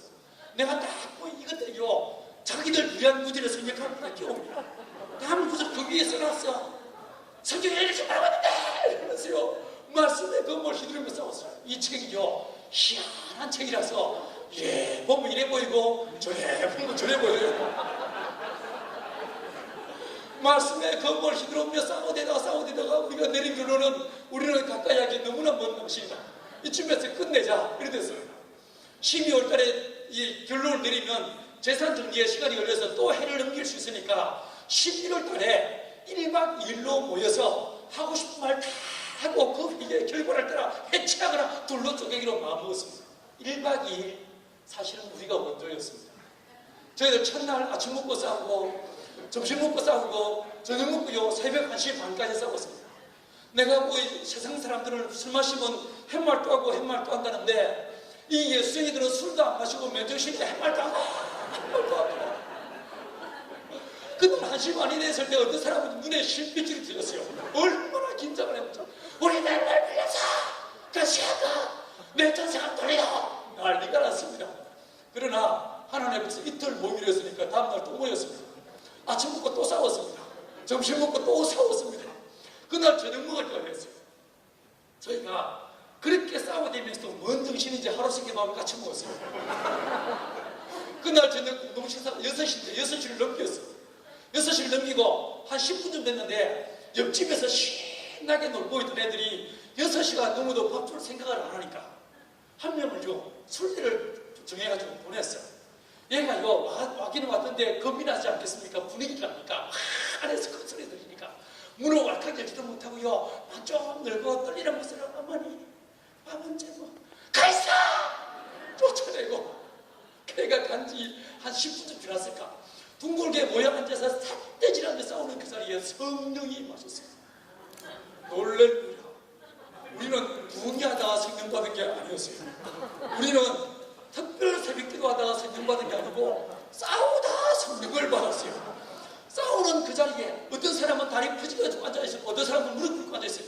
어떤 사람은 양반 달고 각기 지 속일에 오른 대로 앉아있는 그 자리에 한 사람이 막 떠들으며 이야기하는 그 자리에 갑자기 하나님의 거룩한 임재가 우리 가운데 임했어요.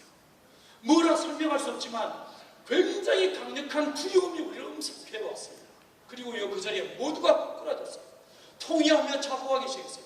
주여, 내가 잘못했습니다. 주여, 내가 죄인입니다. 누가 기도하자라고 말한 사람도 없었어요. 우리가 주여 삼창하시고 기도하겠습니다, 이 말도 없었어요. 아무의 기도하자는 사인도 없었으나 그 자리에 모두가 부끄러졌습니다. 통회하며 자복하기 시작했어요. 누가 문제할 것 없이 모두가 부들부들 떨면서 눈물 콧물을 흘리면서 땅을 치고 통곡을 하기 시작했습니다. 뺑그지기 있었던 것도 아니었어요. 기도회를 인도하는 사람이 있었던 것도 아니었습니다. 6시 반, 약 그 시간에 그 기도회가 시작했는데 나중에 정신을 차리고 눈을 떠보니까 1시 반이 넘었습니다. 하나님의 성령이 임하심에 우리를 그 거룩한 불도가리 가운데 하나님의 거룩한 영으로 충만케 하시고 우리를 회개의 자리로 이끄십니다. 오로지 서너 시간 동안 회개만 하게 하셨습니다. 그 서너 시간의 긴 회개 속에 제가 기억나는 건요, 내가 태어나서 지금까지 살아오면서 살았던 모든 죄가 떠오릅니다. 부들부들 떨면서 정말 통곡을 하면서 회개하게 하셨습니다. 그 회개 끝에 어떤 사람은 병고침이 일어나고, 어떤 사람은 병든 자가 치유되고, 어떤 사람은 방언이 터지고, 어떤 사람은 환상을 보았습니다. 그 끝에 하나님의 성령께서 한 사람을 통하여 말씀을 대언하기 시작했어요. 3가지를 말씀하시는데, 첫 번째로 주님 하신 말씀이, 얘들아, 나는 너희의 참 좋은 하나님이야. 내가 너희를 불렀다. 나는 너희의 참 좋은 하나님이야. 할렐루야. 여러분, 저는요, 이 공동체를 내가 시작했다고 생각했어요. 우리가 시작했다고 생각했어요. 아니라는 거예요. 하나님께서 이 공동체의 주인이시오. 하나님께서 우리의 왕이시며 하나님께서 우리의 거룩한 목자라고 주장하시는 것이었어요. 여러분, 여러분의 인생의 주인이 누구이십니까? 여러분의 가정의 누구이십니까? 여러분의 사업의 주관자가 누구이십니까? 하나님께서는 우리 공동체의 주인이 나 여호와니라 라고 말씀하셨습니다. 할렐루야. 여러분의 인생에, 여러분의 사업에, 여러분의 지혜에 주인 되신 분이 우리 하나님이시라는 것입니다. 이 사실을 잊지 않게 되기를 축원합니다. 여러분, 우리 하나님께서 두 번째로 하시는 말씀이, 내 얘들아, 내가 너희들을 안다, 내가 너희를 위로한다 라고 말씀하셨어요. 이게 무슨 말씀이었겠습니까? 저희는 그 지난 4-5년 동안에 수많은 실패를 경험하면서 우리는 기도했습니다. 하나님의 도우심을 구했습니다.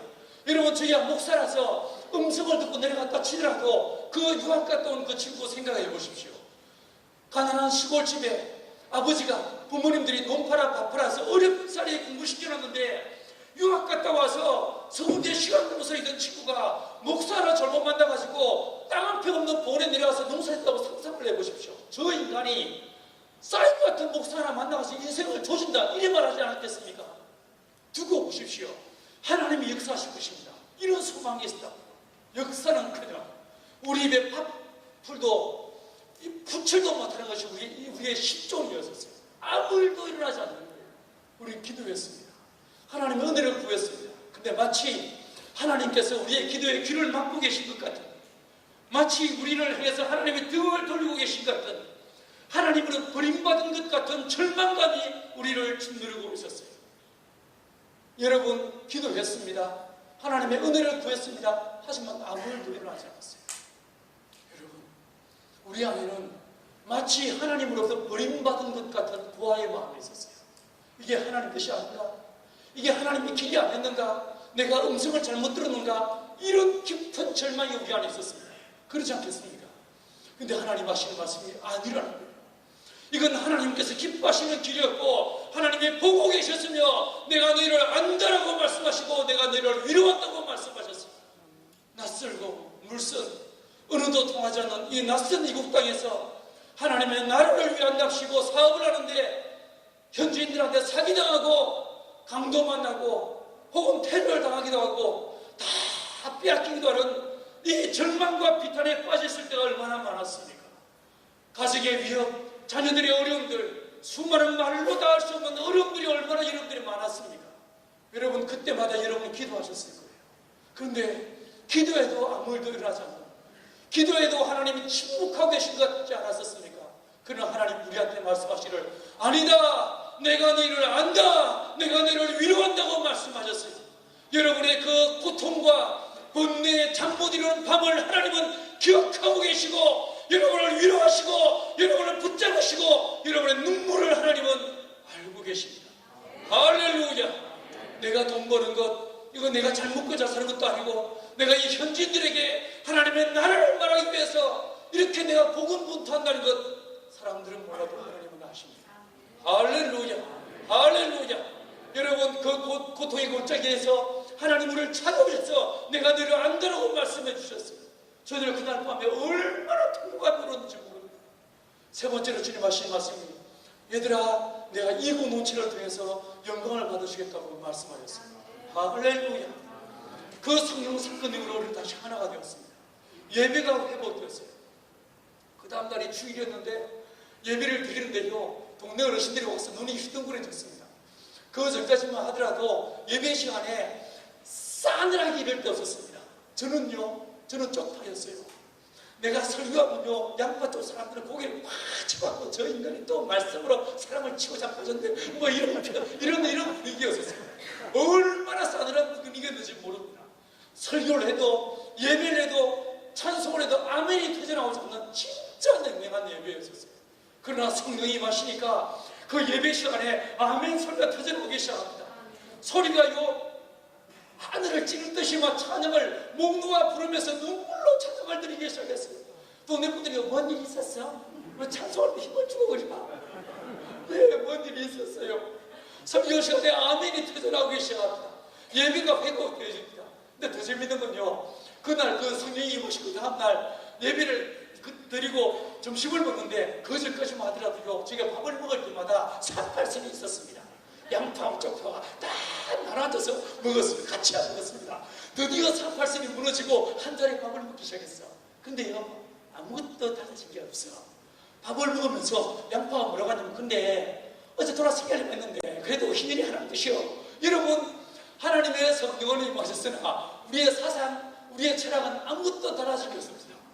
그래도 내가 생각할 때는 모든 것을 버리고 따라오라고 했어. 아무것도 달라진 게 없습니다. 여러분, 성령이 임하셨다고 해서 우리가요, 하나가 된 게 아니었어요. 우리의 철학이 하나 된 것이 아니었습니다. 사상이 하나가 된 것이 아니었어요. 그런데요, 둘 다, 모두가 다 이구동성으로 그 다음에 뭐라고 하냐면요, 내 생각에는 이렇지만 내가 당신과 함께 살기 위해서라면 난 내 생각을 포기할 수 있습니다. 할렐루야. 성령이 임하심에 나보다 남을 아끼는 예수의 마음을 더하십니다. 하나가 되었습니다. 여러분, 예배가 회복되어지고 관계가 회복되어졌습니다. 그게 끝이 아니었어요. 2003년도에 그 이듬해 지금도요, 우리 밭이 없습니다. 우리 논이 없습니다. 저는 소장농부입니다. 진짜 고통스러운요, 제 농법으로 한 3, 4년을 땅을 잘 만들면 땅이 진짜 달라집니다. 저는 흙을 입에 넣고 맛을 봅니다. 우리 동네 모든 농가 밭들이 흙들을 난 입에 넣고 맛을 봤어요. 중국의 수백 개의 밭들을 난 내 입에 넣고 맛을 보았습니다. 난 농사꾼이다 보니까 농사가 뭔가 땅을 만드는 일이 기본입니다. 땅이 뭘까? 땅은 어떨까? 땅을 어떻게 해야 되는가? 이에 대한 답을 얻기 위해서 책을 보고 보다가 나중에는 내 몸으로 이 흙과 대화하려고 마음 먹고 흙을 내 입에 넣고 맛을 보기 시작했습니다. 이 맛이요, 달라집니다. 흙의 맛이 달라집니다. 흙의 질감이 달라지고 흙의 물색이 달라집니다. 진짜 놀랍게 달라집니다. 제가 밭을 빌리면요, 대개 11월 달에 밭을 빌립니다. 돈을 빌립니다. 가면 내가 양말까지 벗고 맨발로 그 차가운 밭을 쫙 걸어다니면서 이야기를 걸어줘요. 얘들아, 내가 너를 괴롭히지 않았지만 사람들이 너를 착취한 것을 정중하게 사과한다. 진짜 미안하다. 정말 미안하다. 내가 너를 잘 돌봐주마. 이렇게 이야기를 해줍니다. 그리고 창세기에서 성경 안에서 찾아낸 땅을 회복시키는 그 원리를 따라 땅을 돌보기 시작합니다. 3년, 4년 지나면 어떻게 되는지 아십니까? 땅이 달라집니다. 정말 부드러워집니다. 그때 준대서요, 이 맨땅을 쫙 밟고 다니면요, 흙들이요, 내 발바닥을 막 간지럽힙니다. 뭐라고 하는지 아세요? 나를 사랑해줘서 정말 고마워요. 이렇게 말을 해요. 뭔 귀신이 친다는 그런 소리가 제가 닭을 기르거든요. 저희 닭들요, 가끔 금식을 시킵니다. 여러분도 금식할 때가 있지 않습니까? 언제 이런 분 금식하십니까? 이 닭들이 태어나서 6개월 지나면 알 낳기 시작합니다. 1년 동안 쫙 알 낳기 시작하면 닭들이 완전히 이게 니베가 됩니다. 번아웃 됩니다. 털이 빠지고요, 왕란을 낳기 시작합니다. 큰 계란이 나옵니다. 이러면요, 이 닭들한테 가서 어느 날 새벽 기도 보다가 딱 가서 말해줍니다. 얘들아, 니네들이 생각해도 너희들 상태가 안 좋지. 그럼 닭들이 다들 고개를 끄덕이면서 예, 이럽니다. 얘들아, 우리 3일 후에 금식하자. 자, 지금부터 마음으로 준비해라. 이렇게 이야기했습니다. 다음날 아침에 가서요, 또 이야기했습니다. 어제 내가 했던 말 기억나? 얘들아, 내일부터 밥 없다. 마음으로 준비해. 이렇게 말했어요. 평소에 내가 아침에 새벽 예배 끝나고 딱 양계장에 가면요, 문을 열면서 얘들아, 우리 공주님들 잘 잤어. 이렇게 말해주면요, 수백 마리의 닭들이 와 날아오면서 엄마 안녕하세요. 얼마나 저를 격하게 환영하는지 모릅니다. 진짜 저를 좋아합니다. 보고 싶었어요. 안녕하세요. 난리 박수를 칩니다. 근데요, 금식하기로 한 그날 딱 양계장에 들어가면요, 한 마리도 날아가고 오지 않습니다. 가만히 있습니다. 밥이 없다는 사실을 아는 거예요. 옆방에 있는 애들은요, 날아오고 똑같이 날아옵니다. 바로 옆방에 있는 애들은요, 금식을 애들아 한 마리 날아오지 않습니다. 가만히 있습니다. 믿거나 말거나 근데 사실입니다. 다가오고 대화도 좀 할 수 있습니다. 근데요, 밭을 그때도 빌려서 밭을 농사 짓는데, 농사를 짓는데 말 그대로 기적이 나타납니다. 혹시 고추 농사 지어보셨습니까? 고추 농사 지어보면요, 한 나무에서 붉은 나무가 붉은 고추를 몇 개나 딸 수 있습니까? 몇 개나 따 보셨습니까? 우리 동네 어르신들요, 한 나무에서 붉은 고추요 대략 4-50개 따십니다. 하나님의 손이 임하신 그 이름에 저희 밭에서 고추를 심고 수확하는데 한 나무에서 350개씩 550개씩 맺힙니다.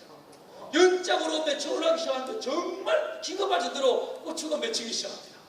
고추만만이 아니었어요.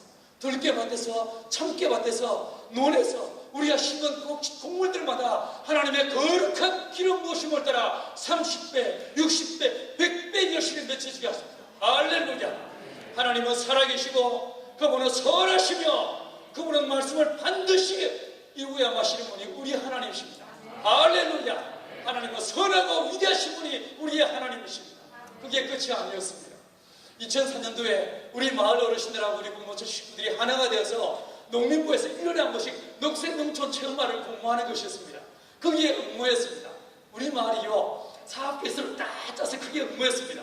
어떻게 됐을까요? 2004년에 전국에서 1등했습니다. 상금을 얼마 받았냐면요, 2억 4천만 원을 받았습니다. 어이구, 돈 맛을 보니 눈에 뵈는 게 없었잖아. 웜에 하모 되네 싶습니다. 그래가지고요, 말 나온 김에 우리 마을에 대한 30년 장기 발전 계획을 짰습니다. 우리 마을의 생태를, 우리 마을의 주거 환경을, 우리 마을에 원래 목사들이 뻥을 좀 치지 않습니까? 80페이지의 기하서를 짰습니다. 18억 6천만 원 예산서를 만들었습니다. 동네 어르신들 다 지장을 찍어가지고 이걸 행정부에 보냈습니다. 어떻게 됐을까요?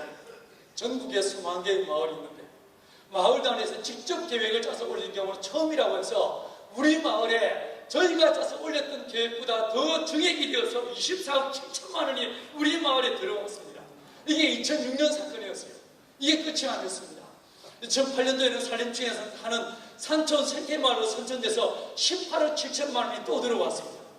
무려 40의 넘는 예산이 30가구 정도밖에 안 되는 작은 마을에 들어오면서 길을 새로 만들고 당정을 기량하고 부엌을 기량하고 지붕을 기량하고 마을 전부가 달라지게 되었습니다. 할렐루야.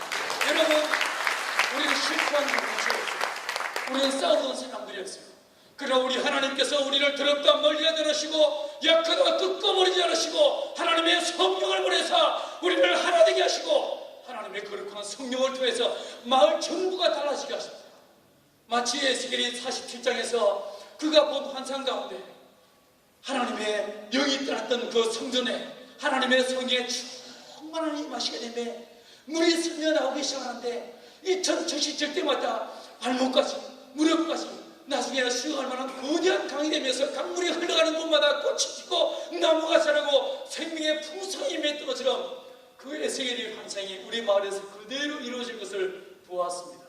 할렐루야. 하나님은 살아계십니다. 그게 뿐만 아니었습니다. 저희가 하는 양계법이 전 세계로 소문나기 시작했습니다. 여러분, 저희가 내려가면서 하나님, 우리가 이 방송에 나가지 않겠습니다. 매스미디어에 우리를 공개하지 않겠습니다. 가보지 않고 마치 가본 것처럼, 해보지 않고 해본 것처럼 뻥치지 않겠습니다. 말씀이 육신 대신 예수님처럼 그냥 살겠습니다. 이렇게 마음먹었어요. 우리는 간판도 하나 달지 않았습니다. 그런데 바르는 말이 천리를 한다고 저희 하는 양계법들이요, 전 세계로 소문나기 시작해서 지금은요 아시아와 아프리카의 50여 개 나라에 저희가 아는 양계법들이 소개가 되면서 이 양계를 통해서 양도를 통해서 현지인들을 자립시키는 하나님의 거룩한 선교의 도구로 쓰여지고 있습니다. 여러분, 우리가 비록 연약한 오병이와 같다 할지라도 하나님의 선생이 여러분의 기업 안에, 여러분의 교회 안에, 여러분의 일터 위에 하나님의 성령이 임하사 여러분의 공동체를 성령으로 충만케 하사 예수의 오십기를 예배하는 거룩한 믿음의 공동체로 쓰임받게 하시기를 간절히 축원합니다. 이제 말씀을 맺겠습니다. 하나님의 성령은 두 가지 전력을 구사하십니다. 하나는요, 사람을 변화시키십니다. 사람을 성령으로 충만케 해서 권능이 나타나게 해서 예수의 증인으로 살게 해서 나를 보고 사람들이 예수님을 보게 합니다. 두 번째로요, 교회를 성령으로 충만케 하사 이 교회를 통하여 하나님의 나라의 부유하심과 하나님 나라의 풍성하심을 경험하게 해서 천국이 있긴 있는 게요 알게 하시는 것입니다. 여러분의 기업이, 여러분의 일터가 거룩한 천국의 그림자가 되어서 여러분이 살고 있는 그 현지인들에게 하나님 나라를 보여주는 거룩한 믿음의 기업이 되길 간절히 축원합니다. 같이 한번 이 시간 합심해서 한번 기도하시겠습니까? 이 시간 기도할 때 주여 우리 안에 성령의 충만함을 더하여 주옵소서. 하나님, 우리 CBMC 모든 지회들마다 성령의 충만함을 더하여 주옵소서. 권능이 나타나게 하여 주옵소서. 말씀의 권능이, 이적과 표적의 권능이, 기도의 권능이, 하나님 순교의 권능이 나타나게 도와주셔서 사람들이 나를 보고 예수를 보게 하여 주옵소서. 우리를 보고 하나님을 보게 하여 주옵소서. 주여 우리 공동체를 성령으로 충만케 하사 우리를 통하여 하나님의 나라가 드러나게 하여 주옵소서. 합심해서 여러분의 지체들을 위해서, 여러분의